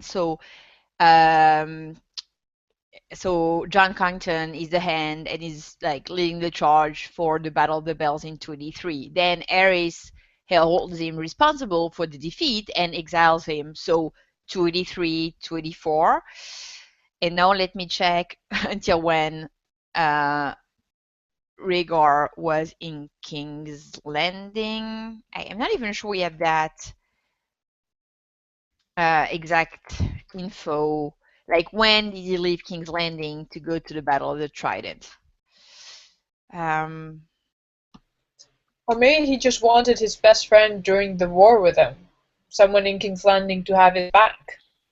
I don't think we'll ever know unless we get a book of what happened during the rebellion, which would be nice because a lot of things are very, very vague. We kind of get clues and stuff from people, but everything is secondhand. Everything is 10 years or so after, and people remember things differently. There's so much we just don't know. yeah, but I that's would what's be so cool. I would be interested in like one book, which is like the Robert's Rebellion, and just seeing all the. I would love to have a few chapters with Rhaegar's POV to see what the hell was going in his head. Yeah, we'll never get that, but that would be awesome to know what he was thinking, since a lot of people talk about him in such a good respect and how he was such a good person, yet some of the things that have happened a good person wouldn't do, as far as like start a war with the seven kingdoms over a kid, or over love, I should say. It's more selfish, I would say, than right or wrong. Well, to be fair, he's not the one who really started the war. More like his crazy father. Yeah, but he helped it. Like it's more like you knew this person was betrothed to someone else. You already had a wife. It was kind of like, he knew what he was doing. I don't want to put all blame on Rhaegar for what happened, because I think it was something that was going to happen regardless, as far as people rebelling against the Mad King. It was only a matter of time.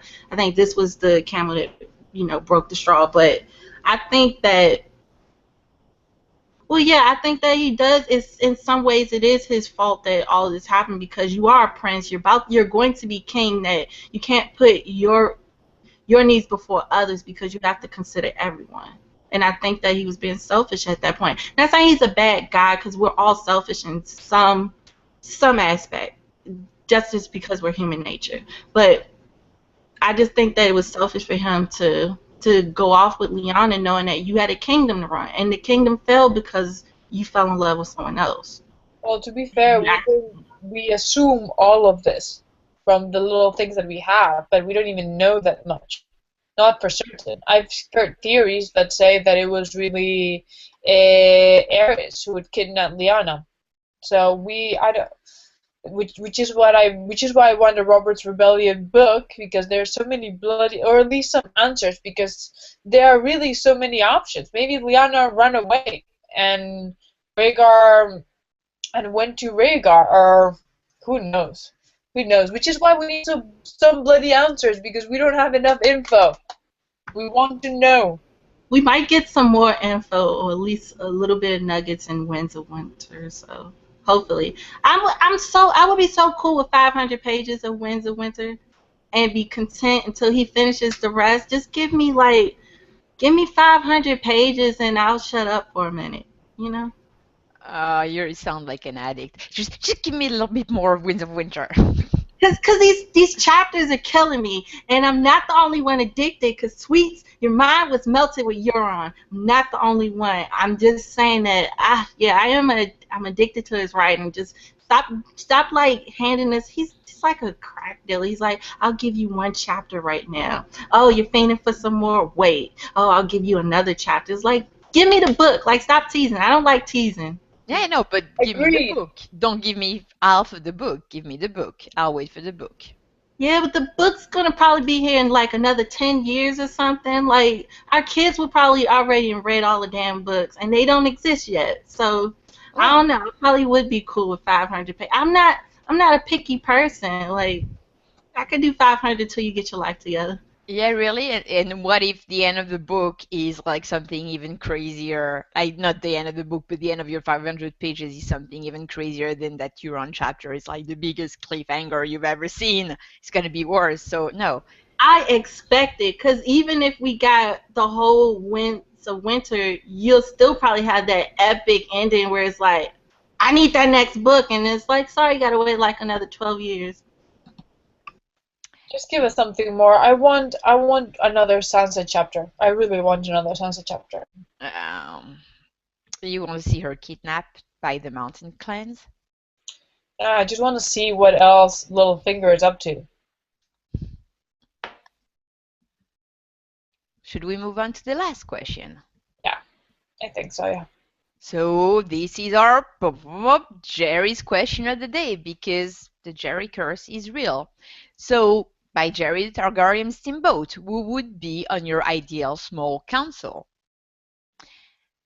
Okay, first, from the wiki, the small council is a small group of advisors which advise the kings of the seven kingdoms on matter of policy and their areas of expertise. King Aegon, first Targaryen, relied on concealers after being crowned, but it was not until the reign of King Jaehaerys, the first Targaryen, that the small council was formalized. Yeah, actually, there's a scene in the World of Ice and Fire where he gets his, like, first he comes out with his banner. That's very epic. That's the first time he does the three-headed dragon banner, because that was not a Valyrian tradition to have a sigil and a banner like that. And then he gets a crown, and then he's like, oh yeah, now you're my advisor. So very formal and epic scene.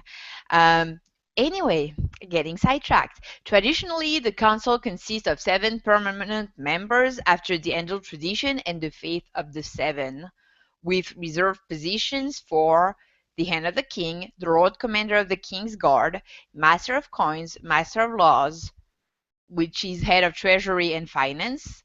No, sorry, that's Master of Coins. Master of Laws oversees laws and justice for the kingdom. Master of Whisperers, the Spy Master and the Head of Intelligence. Master of Ships oversees the Navy, and then the Grand Maester. Personally, I followed that pattern. I know like Cersei has some weird things when she does her small council, but I followed those 7. So did I. Okay, so we're all in agreement. I think that we should go bottom up and leave Hand of the King like the last one to see. So we'll go each one, and then you say which one yours, and then we'll go each position like that. Okay, ladies. So my Grand Maester, okay. That was a good Jerry question. So first off, I just winged it. I totally put aside the idea of where, because if we start to overthink it, what family am I from? Thus, who would be very loyal to me? I just chose people purely on merit and assumed that I had some kind of magical power to get them to be loyal to me and working together in accord. So yes, they're not. And also we chose that because it wasn't specified in the question that we would pick people from any time and not necessarily people that are alive right now, right? Yeah. Okay. Okay, so my Grand Maester is not even a Maester, but I think he should be. I think he's the coolest and the most knowledgeable. It's Septon Barth. Who I just masterize him. He's the head advisor on matters of lore and wisdom, and I think that's perfect for Septon Barth.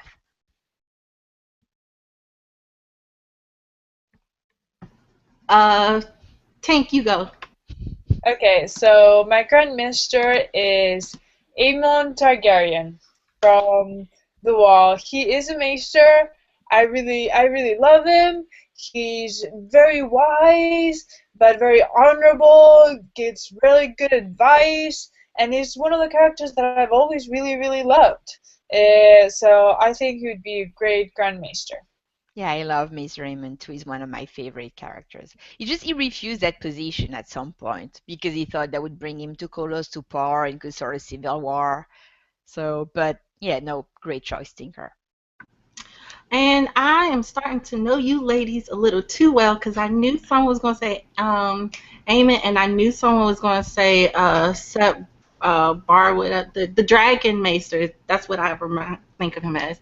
So I'm going to pick someone who is not a Maester yet, and I'm going to actually break the rules because he's in the Night's Watch, but I'm going to go with Sam Tarly. He's not someone that would be super ambitious that I can't trust what he's saying, yet somehow he's curious enough that he will keep reading to inform me while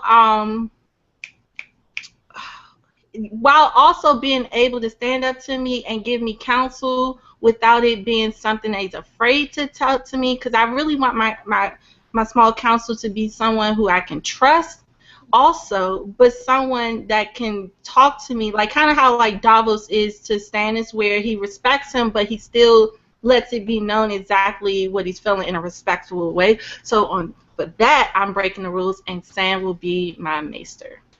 Yeah. I mean, there's not the rules. Aemon is also in the Night's Watch, and I chose him. And Sam is learning to be a maester eventually, so he was also one. I also thought about him, T. He was also on my list. Yeah, I'm sorry. I'm laughing at Jerry's comments. Jerry's hateful comments. Should we move on? Yeah, but yeah, T also, yeah, Sam, crossed my mind. He's awesome. He's amazing. I love Sam. I'm currently rereading Jon's chapters to try to get a better appreciation because, like, to me, Jon is #worst Stark. And there's a scene, yes, I don't like Jon. There's a scene where Jon is really pissed off at Alistair Thorne and he just runs to stab him, and Sam throws himself in front of Alistair Thorne to try to stop that. Like, oh my, I had totally forgotten that scene, and yeah, I love Sam. Sam rocks, and if you don't like him in the books, it's good that you haven't seen this last season of Game of Thrones, because it was going great, and the last 2 episodes were going like, meh. I'm not loving what they're doing with Jon this season. That's what I'm pissed off. I don't like what they're doing with Jon this season. Oh, Iontrone asked and I'm a Jon fan. Are you guys ready for the next one? Qyburn? Well, just Iontrone asked how about Qyburn. I would not feel comfortable having that creep cutting women into little pieces in my basement. So no, probably not in my small council. Too ambitious. Okay, so yes, question number 2. So number 2, Master of Ships. I'm not gonna be like, I know nothing about Navy. I'm not gonna have something very, very interesting or novel to say about that, but I'm thinking Corlys Velaryon, the Sea Dragon, right, was his nickname, right? That sounds like a cool Master of Ships. My Master of Ships, I also don't know that much about the Navy, but I'd go with someone that I trust in the sea, so I'm going to go with what I think is going to be a very popular choice, and is Davos. Davos knows about ships, knows about the seas. It's someone that I can trust, someone that always gives good advice. He's learned about a lot about the High Lords, but knows about the common people. He has very good sense. He's very loyal. He's a great person, and he knows about ships. He's not only been like a high lord that knows about captains. He's done it like all. So Yeah, but that's a good choice. But that means you're wasting Davos on Master of Ships. well, Because you yes, can't but be really, two once you're in things. the council, everyone has an opinion, not only on their own stuff. So he can give advice about everything, really, because you don't have like separate meetings with each person. You have like one big meeting with everyone, and yes, you bring your own expertise, but you can really comment about everything. So he would know about the ships, but he could give me advice about other things as well. I'm sorry, just it was not the sea dragon, it was the sea snake. That was his nickname for Corlys Velaryon. Okay, I'm gonna real quick say my answer because someone's knocking on my door. I'm bringing Greyjoys into this because I feel like we need representation throughout the land. So I am going to go with Victorian because I know you're like, what, but he's been said throughout that he's dutiful and he would respect. He's kind of like Stance. He doesn't really want to be the king. He just wants to follow along, but he's good at battle. And if anyone knows the sea, it's the Ironborn. And he also shows that people will respect him. He's the captain of the Iron Fleet, so definitely I'm bringing him in because we also need to bring the Greyjoys in so they don't start raiding up the Isles. Like I think I overthunk this way too much, but I'm going with him. Why not Asha if you're going with the Greyjoy? Yeah. She's one of my options. She's the only Greyjoy that I would trust. I didn't think about that till just now, Tank. But I'm still gonna go with Victorian. No, because it's so divided, and I think He's not with trustworthy. Ironborn, huh? He's Well, not he's trustworthy. he only to a certain extent. Because when you really think about it, nobody's really that aren't like trustworthy. It's just when the way I'm thinking is, are you good at your job? Do you have Are you ambitious enough that you're going to try to either take the throne away from me, or also if I can trust your counsel? Like I think I can trust his counsel because he was actually kind of brought into the mix. He wasn't the one that says, "Oh, I want to be the one that takes not the Iron Throne, but the Seasong chair." It was Dampere that suggested that, and he just went with it, which is not a good thing when you think about it. If someone could just suggest something to you and then you just down for it. But it's not too many people you can actually trust in the Seven Kingdoms, so I have to go with him. But Yara's a good one. I didn't think of that, but I'm still not going with her. Yeah, I don't know. I mean, I agree with Greyjoys, but yeah, I would have gone with Asha because just Victorian, no. You can't trust him to act on his own. He's just stupid. So next. Okay, next. Master of Whisper, the spy master, the head of intelligence. I'm slightly, unsure there. I'm thinking a red priest because they can see the future in their flames, and that's pretty good to be master of whisperers. So I put down Mokoro, but I still reserve Benero on the side. We have not seen him enough to know what he's capable of, and we know that Mokoro has really, really good and accurate visions. But maybe I could change to Benero later because maybe he's not the head of the religion for nothing. So for Master Whisperer, this one was a bit difficult for me. It took me a little while. And then when I decided to go back to someone who'd actually been Master Whisperers, and that's Bloodraven. He was at some point Master of Whisperers, and now he's learned a lot. I'm choosing the Blood Rating of now, the one who's the three-eyed crow, and he can also see a hell of a lot with the wirewood trees. So I'm gonna go with him. He was a Master of Whisperers during that time. He was quite good at his job. He was someone that I trust, and now he has the warging with the ravens and the tree. So I'm going with him. I'm sorry, I had to step away. So you said Bloodraven? And Sweet, what was yours? Oh, Mokoro. But maybe Benero, but one of the red priests seeing visions in the flames. So this is the one where I thought I was really cheating with, but I said Bran. Bran, I think, is more powerful. I don't think Bran, like, Bloodraven, I thought, because I was like, he's really good at his job, but he's a little too good, and he has way too much ambitions. I know for a fact I can't trust him. And then you think of, why can't I think of people's names? Varys.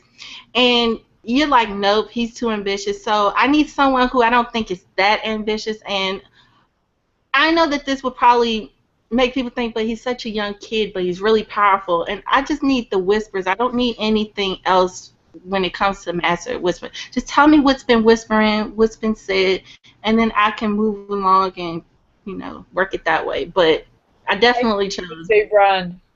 Huh? I knew you would say Bran. Of course. I'm surprised Sweets didn't say it. But he's mine now, so I'm excited. Yeah, he's yours. Okay, so again, one more where I, to be perfectly honest, absolutely no idea. Master of Laws oversees law and justice for the kingdom. So again, I'm totally cheating because I put down good Queen Alicent Targaryen.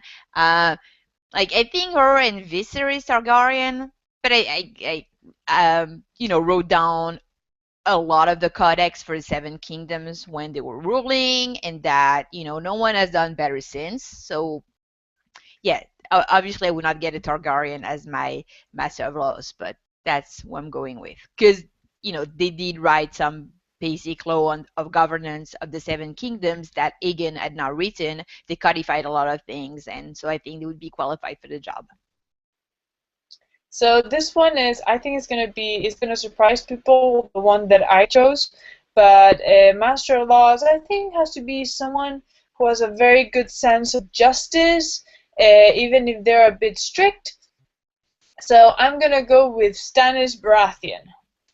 Stannis Baratheon, I think, would be a great choice of Master of Laws because he has a very clear idea of justice. He's strict. He's honorable, but at the same time, he doesn't have like complete, you know, power. So if I thought that he was being, you know, a bit too extreme or not, and you know, you could merciful, etc., you know, I'd have the power to, you know, but I think that he would be a good choice. He was not someone that would be able to, you know, pay him or bend or whatever, and he would be good. I think he would be a very good choice. He would be my Master of Laws.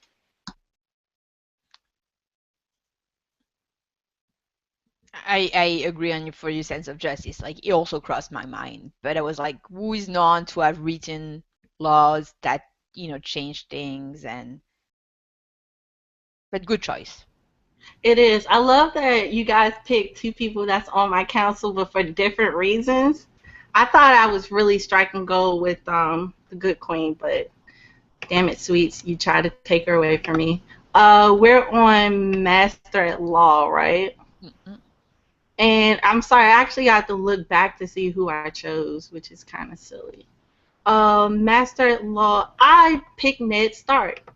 And that's why I thought you were going to go first, Ting. I was like, oh, I bet you she's going to pick him. Once again, and this is where I had a complication because I was like, I can't have too many Starks on my small council because then that's going to cause people to think that they are, great minds think alike. So, Ned is someone you can trust. He's not someone, when you think about like Master of Law, I think they also deal with like the dungeons and stuff. And when it comes to that, I think Ned would be the type to be able to analyze everyone and see who could be sent to the wall to. I think he did that as Henry King. He sent some people to the wall. Yeah, he kept some people in there. So he shows that he can manage this without having corruption. Because if you have corruption down in the dungeon, you'll have a situation like Tyrion escaping or Varys being able to go in and out. So I need someone who won't be so lenient towards people going in and out. Be like, does the queen know you here? She don't. You gotta go. And I think Ned's the type of person that'd be so honorable to do that. I'm loving the fact that our small councils are in the same thing, just different switch. So, loving it. Ned was my other choice. He was gonna be my first choice at the beginning, but I thought that, I love Ned. I really do. He's one of my absolute favorite characters, and he's actually the character that I miss the most of all the ones that had died. But as much as I love Ned, I don't think he was meant to live south of the north, south of the. It's not coming now. The name. He's not meant to leave the north. Not in my opinion. The moment he left the north, he kind of like died inside. He doesn't like King's Landing. He doesn't like dealing with the way the Southerners deal with things. He's happy in the north, in Winterfell, and I think that's one of the reasons why he's also not as effective. He doesn't think like Southerners do and all that thing. So Stannis Baratheon is from the south.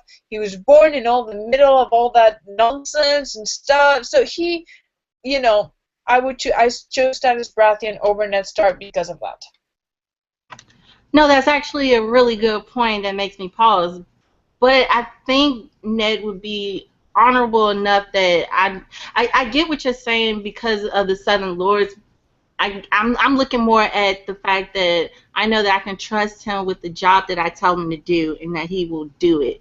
And if I don't want people down there, he's not gonna go against me because the Queen commanded. That's mainly the point. I don't think it's too much politics when it comes to that, because I think they would deal with me more than they would deal with him. But he's not good at politics, so that's actually a good thing to consider. So next.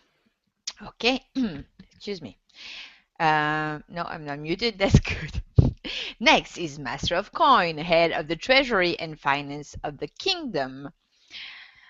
A lot of options that went through my head, but I thought, why not choose some of the world's best bankers? And so I probably did not choose the right name because that's the only name I could remember, but I chose Tycho Nestoris from the Iron Bank of Bravos, because who knows more about banking and making money than those guys?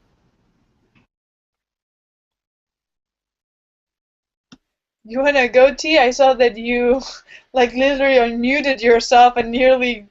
Come on, go ahead. I can see you wanting to speak there. I'll let you go before me.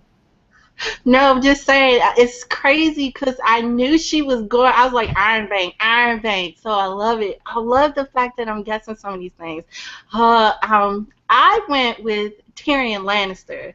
No one knows gold better than a Lannister. And then not only that, Tyrion is someone, even though he does show ambition, if you please Tyrion, he can turn anything around. You give him the sewers, and he's got a backup system like that. Even when he did become Master Coin, he started to see all the stuff that Littlefinger was doing that everyone else just bypassed and didn't realize. So I think he's good with numbers. I think he's good with money. I think he's good with politics and where to find it. He's shown in the books, shows, wherever you want to go, that he can do this job. He hated the job, but I feel like, I pay him good enough, and, a Lannister with gold he's rich, so I don't think that he would try to steal from me. But then rich people steal from rich people all the time, so that doesn't make sense when you think about it out loud. However, I'm going to still stick with my man Tyrion because he's bright, and just like Tate said, sometimes you can use it for someone in a position for other things, and Tyrion could easily be a backup king, hand of the king, or master at arm. I can just switch his little ass anywhere, and he would work for me. So yeah, I'm definitely going to stick with my man Tyrion. I agree with everything except Master at Arm, Tyrion. I'm saying Tyrion has, he has good battle strategies. I wouldn't, and then when you think of Blackwater, he commanded the army. Yeah, I could see him. I would want someone who's smart and strategic. He doesn't have to necessarily be on the battlefield, but when you think of the things he did in Clash, yeah, I would put him in that position as well because he's good. I'm not gonna go there yet. So the choice that I did was a bit unusual. I don't think this is one that anyone is going to guess, but I had a bit of a trouble with this one, Master of Coin. And I understand bankers, but bankers that are from Essos, I don't know if I would want, especially those that are already connected to a bank. Like, where will the loyalties be? So I decided to go with a Lannister as well because they know money. But I'm gonna go with Jenna Lannister or Jenna Frey. She is Tywin's sister. She seemed to be very intelligent, to have personality, not like Kevin, always in the shadows. And we've already seen that she's the one who manages her husband, so she's clearly someone that, if I start to overspend or start to going, someone that would be able to say, hey, get in line. She's someone that will know how to manage money because she's a Lannister and has gold, has a lot of common sense, is willing to say things how they are. How she lands a couple of truths on Jaime Lannister and he's like, hey, this. So I like her. From all the Lannisters that are there, I think she's probably one of the ones that I like the most. And I think she'd be a good, master of coin. Catherine in the chat suggested Lady Olenna Tyrell, which could be another good one. She would, but she's too ambitious, and her house, they came up off of another house downfall. She's a smart woman, and I don't have a doubt that she could do the job. I just don't know how well I would trust her. That's the key, I think, when you pick me. You got to also figure out who you can trust, because they will scheme you. Okay, so now we're coming up. Lord Commander of the Kingsguard. Again, I went for you know me, obvious choice. So I had to choose one of the best fighters ever, and I chose one that has already been Lord Commander of the Kingsguard. So my pick was Aemon the Dragon Knight. Mine is also a very obvious choice, and it's Varys and Illyrio. He's a very good sword fighter, and I really like what we see of his chapters. He's honest. He even tells Dany the truth. He's willing to do whatever. He's loyal. He'll stay with you to the end. He's willing to tell you the truth, even the hard truth that might make him unpopular. So I like him. I like Varys and Illyrio. Interesting. I didn't pick this person never was on the Kingsguard, but I picked Stannis Baratheon to lead my Kingsguard. Why? Because of course he doesn't show that he doesn't want the crown. He just thinks that he's due the crown because it's justice. But he's not so. I think he would be the one to keep all my Kingsguard in line and let them and he would be the one to pick out the ones who are too weak. He would be the one to pick out the ones that are corrupted just because he's smart enough and intelligent enough.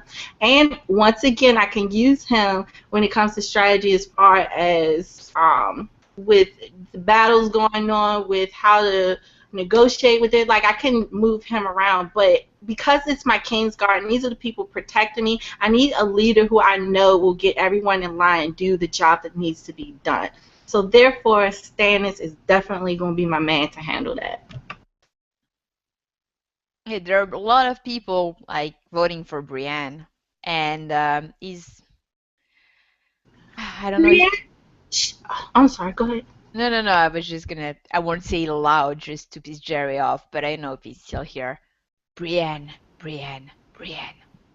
Yeah, when you think about Brienne, she's good, but she's not the smartest person, and you do need someone who's really intelligent in that position. And she can be kind of outwitted at times. And though she's a good soldier, not all soldiers are meant to lead. Yeah. Plus, she would have to work 4 times as hard to get, unless all of your Kingsguard are women, then to lead a bunch of men, that would be even tougher for her. So what's the point? Yeah, that was the issue with Brienne, that all the rest of the Kingsguard will have to respect her and follow her, and that would be complicated. Another choice, my first choice was Arthur Dayne. I later chose Varys and Illyrio because of his wisdom, But my first choice at the beginning was Arthur Dayne because he's just a badass. Yeah, no, he's a badass. No, I agree. It's just that, okay, you know why I didn't choose Arthur Dayne? Because that was my first thought, was why, and again, that could be a shocking lack of knowledge, guys, so please feel free to correct me. Why was he not the captain of the King's Guard? Like, is there a reason why he couldn't? So that's why I chose someone who was before. But Well, maybe he was very young when Gerald, like, we don't know the timeline and the ages so much. Gerald Hightower, the idea that I have is that he's older. It's very possible that Arthur Dayne was young and a novice when he became the Kingsguard, and Gerald Hightower, for seniority, was made the Lord Commander, and then until someone is not Lord Commander anymore, another one gets the position. Maybe he would eventually have become Lord Commander with time. But, you know, even if you're very talented, if you start as a rookie, you're not going to get the title just because you're very talented in the beginning. You need someone, a leader, and you need experience for that. So that's what I always assumed, that he was always going to be Lord Commander eventually. It's just that they'll die before that.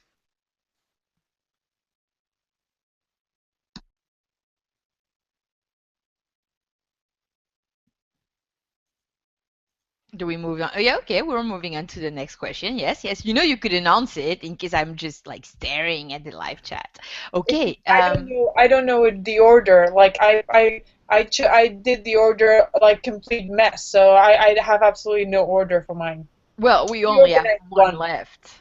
We only Yeah, have the one hand left. of the king. The Hang of the King. I'm And so curious Oh to boy. who you guys trust the most I don't know. I out mean, of the it's small council to get the job done. well, I mean, there's only, I mean, although I did consider Tyrion because, you know, I really like Tyrion, but there's only one good, reasonable choice. Fucking Davos 2016. That's all, period. That's all. Davos, Hand of the King.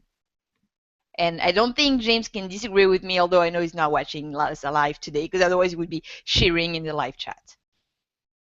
Mine is Tyrion. I'm sorry, but I choose Tyrion.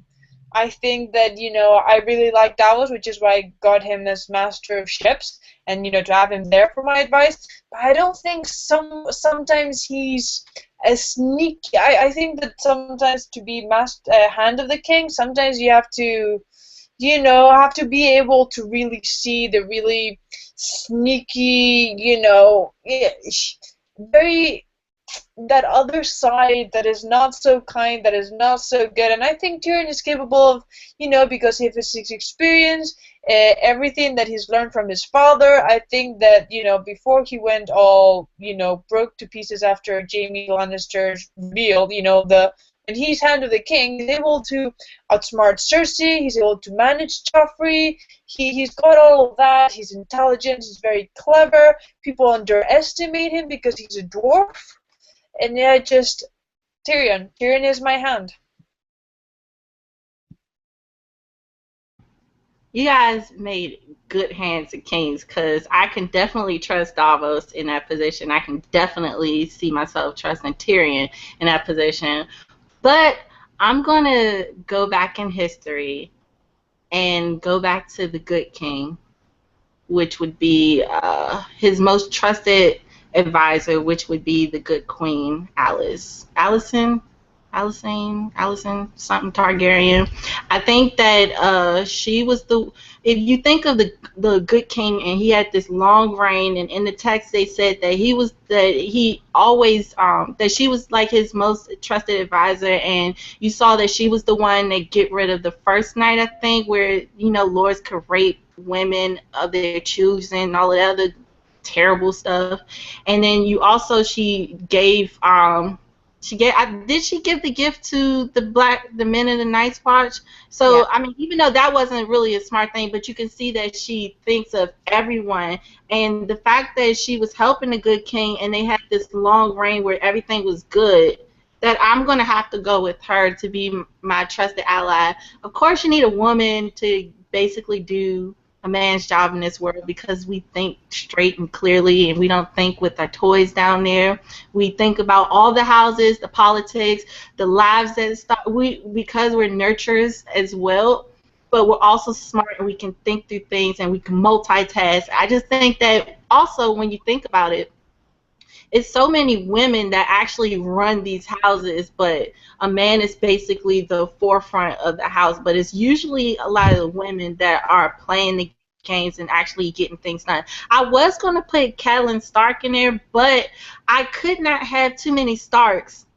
I couldn't have too many Starks on my small council, and then everyone's trying to come at me talking about, well, this house is being favored. No, I don't have time for that. So I'm going to have to go with the Targaryen. That way we got a lot of people from different areas. We got some from the north, some from the south. We even got an Ironborn in there. So I'm trying to get everyone in there. I was thinking about Dorne, but I don't know. They just didn't fit based on the crew that I had. So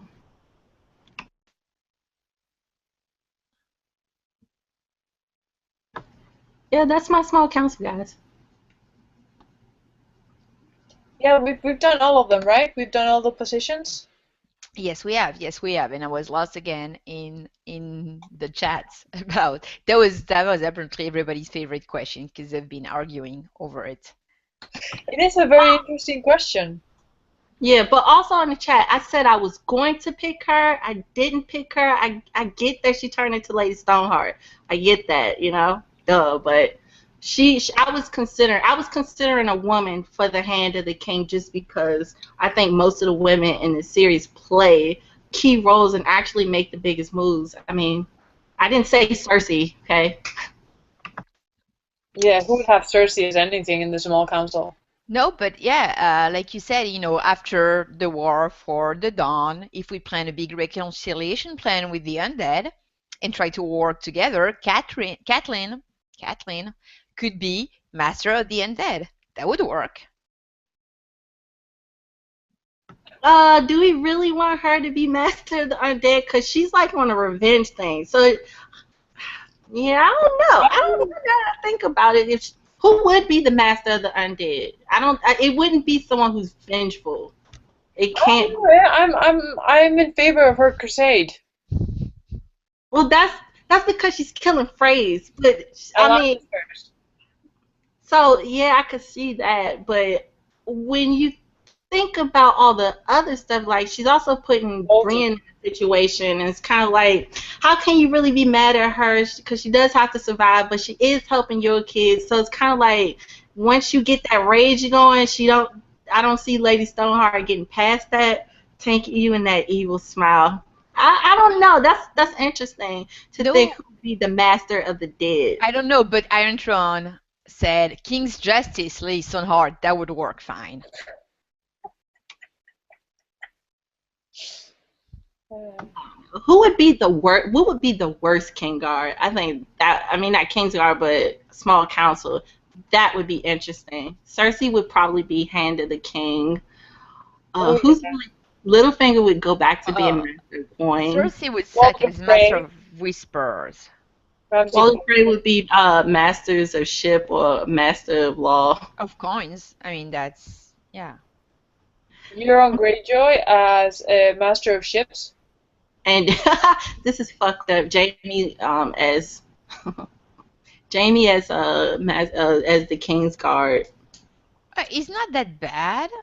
Yeah, but he stabbed the king, so he can't be trusted. Like, he means well, but at the end of the day, putting that person in a position over the Kingsguard when he's got a record of stabbing the king, that just doesn't look right. It doesn't look right.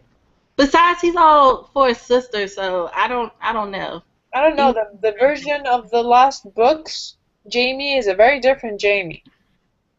I still don't think people respect him enough for him to be the Kingsguard, the leader of the Kingsguard. I don't know. I don't think I would trust him as queen just because I know what he's capable of. Even if he's a different person, he could.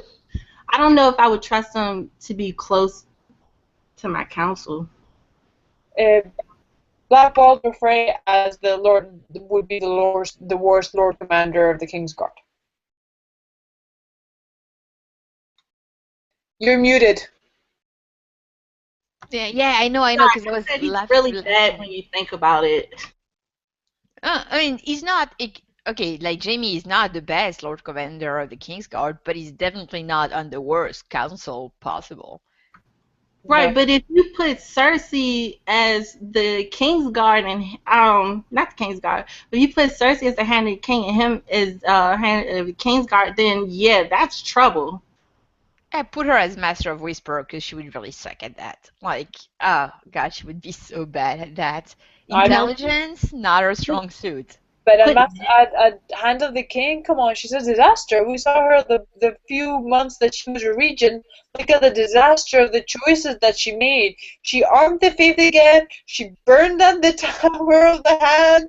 Look at the small council that she created. The guy, I don't even remember his name now, the one who ran away with the entire fleet. She was a disaster. Orin Waters. Yeah, that guy. He's like, because he looked all pretty and all Targaryen, and then he ended up running away with all of the. It's just, she was dreadful. Can you imagine us Hand of the King? Oof, no. Yeah, for the worst council, I would make her Hand of the King. She'd be the worst hand ever. She would be worse Hand of the King than Euron. Yeah, she would. I think Euron. I don't know. They'd be there. If you really think about it, do you really think Euron would even take that position? Because Euron's on some other shit right now. But Cersei, I can see her actually taking that position. Robert Baratheon as Master of Coin. Yeah, because then he Dude, yeah. they go bankrupt in like a week. Yeah, I said give back the Master of Coin to Littlefinger because he was just stealing, and they're in so much debt because Littlefinger was pinching here and pinching there and making money just appear that I would probably put him back on there because he was good at what he did, but he really like fucked up the crown as well. Oh yeah, he did it on purpose too. The son of a.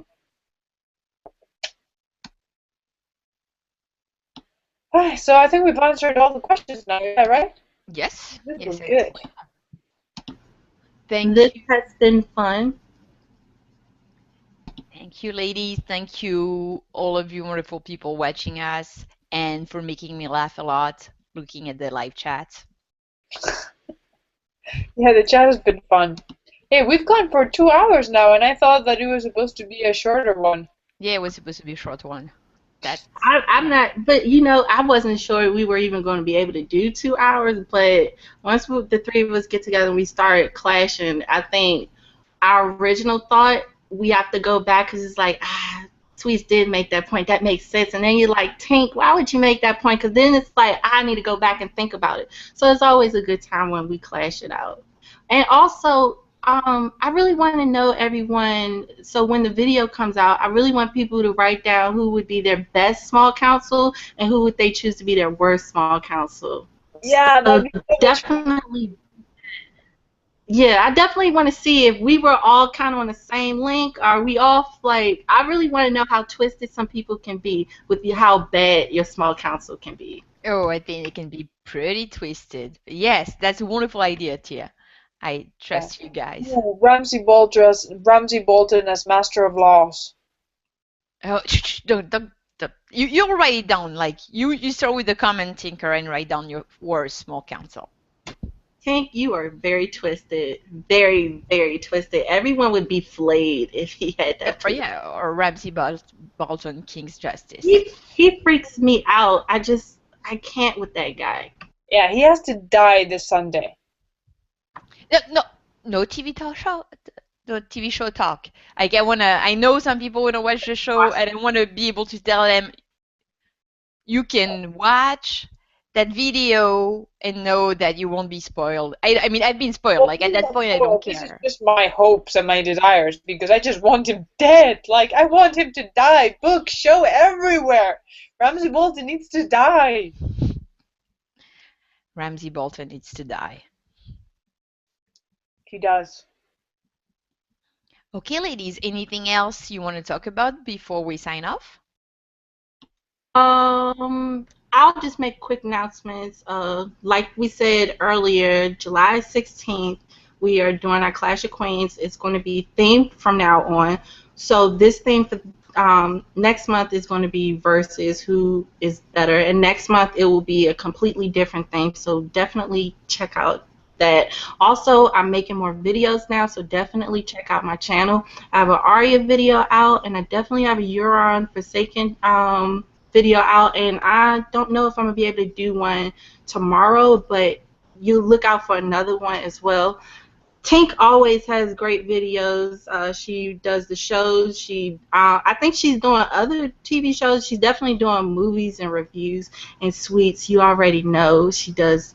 Sweets does everything. To be honest, she's in the background just doing everything. But also check out Sweet's channel if you're trying to get a break from A Song of Ice and Fire and you just want something different and something cool. Definitely check out Sweets. You all get different varieties with us. Yeah, just for everyone, like I like my videos. I know some of you like my videos, but I totally understand like if you don't feel like subscribing to my channel because it's not Game of Thrones. Although one Game of Thrones video could pop up, but I don't promise I'm gonna make more videos. I try. I can tell you that the next video that will be up that I have not started editing yet because I've been a very, very bad girl is my meetup with Tinker Jesso, Maester Payne, and Charlie in Westeros in London. So that should just be a really quick, like one of my vloggy videos.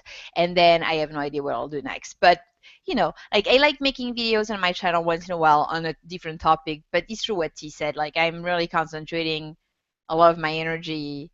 Not, I don't have a lot of energy, but whatever I have to make videos on that channel with those guys. Yeah, they're really good. If you haven't seen her vlogs, definitely good. But I don't know if you guys watch Orange is the New Black, but it's out now, and I'm kind of obsessed with it, so you might see a video for that. Who knows? No, I keep hearing about it, but there's just too many shows that I watch already. And I officially gonna start watching Vikings. I've had a lot of people that have recommended Vikings, and I've not been able between one thing and another, but I saw the main actor from Vikings in Warcraft, and it was not a particularly great movie. I enjoyed the special effects and the action, which is worth it, and he was like the only thing that I really liked. I'm like, wow, I really like this actor. So officially gonna start watching Vikings soon. Once Game of Thrones ends, it's only 2 episodes, because right now everything is about Game of Thrones, which is what happens when the show starts. When everything starts dying down, I'll start, focusing on non-Game of Thrones things like Vikings. I can't wait for that because I actually want to get into Vikings. My dad's been telling me I'm missing out, so I can't wait for your videos. Oh, T, then we have to organize ourselves so we can start watching it together. Once Game of Thrones ends, you and I have to start, and then maybe we can do a video like after we see the first season or so, like our thoughts on starting Vikings after Game of Thrones. What do you think? Yeah, but we have to do that. Sorry. I was going to say we have to do Orange is the New Black first, because, I'm going to start. Yeah. We could do all of them because I like it. Orange is the New Black, I just love that because they do humor and drama, and I love seeing crazy women in jail for some reason. And Vikings is so much action, and I've been getting so many recommendations for that, so I'm down for all of it. I'm down, ladies, I'm down. So after Game of Thrones ends and the Game of Thrones madness that takes over, we'll have to organize ourselves a bit more. Yes, exactly. So thank you, everyone. Tomorrow, don't forget the Game of Thrones Q&A on that channel. And next Saturday will be our monthly reread, The Tower of Joy, that Tinker is in. And the next Clash of Queens will be on July 16th, as I've said at the beginning. But after show season, you're gonna see you're gonna see a lot of new videos pop up. I really want to tease you with some video ideas, but I know I can't right now because it's not like set in stone. But we have really good video ideas, so keep that in mind, and that should be a reason for you to subscribe to the Hype Swat channel. Anyways, thank you everyone in the chat for your great comments. It's been a lot of fun watching the chat, even if a lot of us. I'm not really good on staying on in the video and commenting in the chat, but I do go reading, and it's a lot of fun. Thank you very much, you guys, for coming and for watching and for being part of this with us. It's a lot of fun. I'm so glad that we're starting. We've got more organized, the whole Clash of Queens, because I've missed talking with you ladies. And also, send us more questions. Even though they drive me crazy sometimes trying to figure out what you mean, I still want to know them. So definitely you can either write it down on the comments below in the Google chat, not Google chat, but Google Plus, Facebook, Twitter. Heights Watch is everywhere. So you can definitely write down questions. The more questions, the more chance you have of us actually picking out your question to do this. And I always love hearing other YouTubers pick my questions. So if you want your questions picked, send as many as you would like. Interesting question that you want to hear, and definitely we will check it out. Definitely, and that's the thing. If we have not picked your questions, it's your question yet. It's not because we don't like you or your question is bad. It's just like a matter of, we try to not pick two from the same person and blah blah blah blah. And yeah, it's still there. Know that we keep all the questions. And in case you think maybe we've lost your questions, said it again. That's cool. Like, we love questions, and I know you would like us to answer more than 5 once a month because we don't go through them very quickly. But that's the thing, is like, it's a lot of work for us, and we want to give you the best possible answer, so we can't like have too many. And we would like to do that video series more often, but it's just, same thing. Like, it's a lot of work. Scheduling is hard. So thank you, everyone, and until next time, bye-bye. Bye.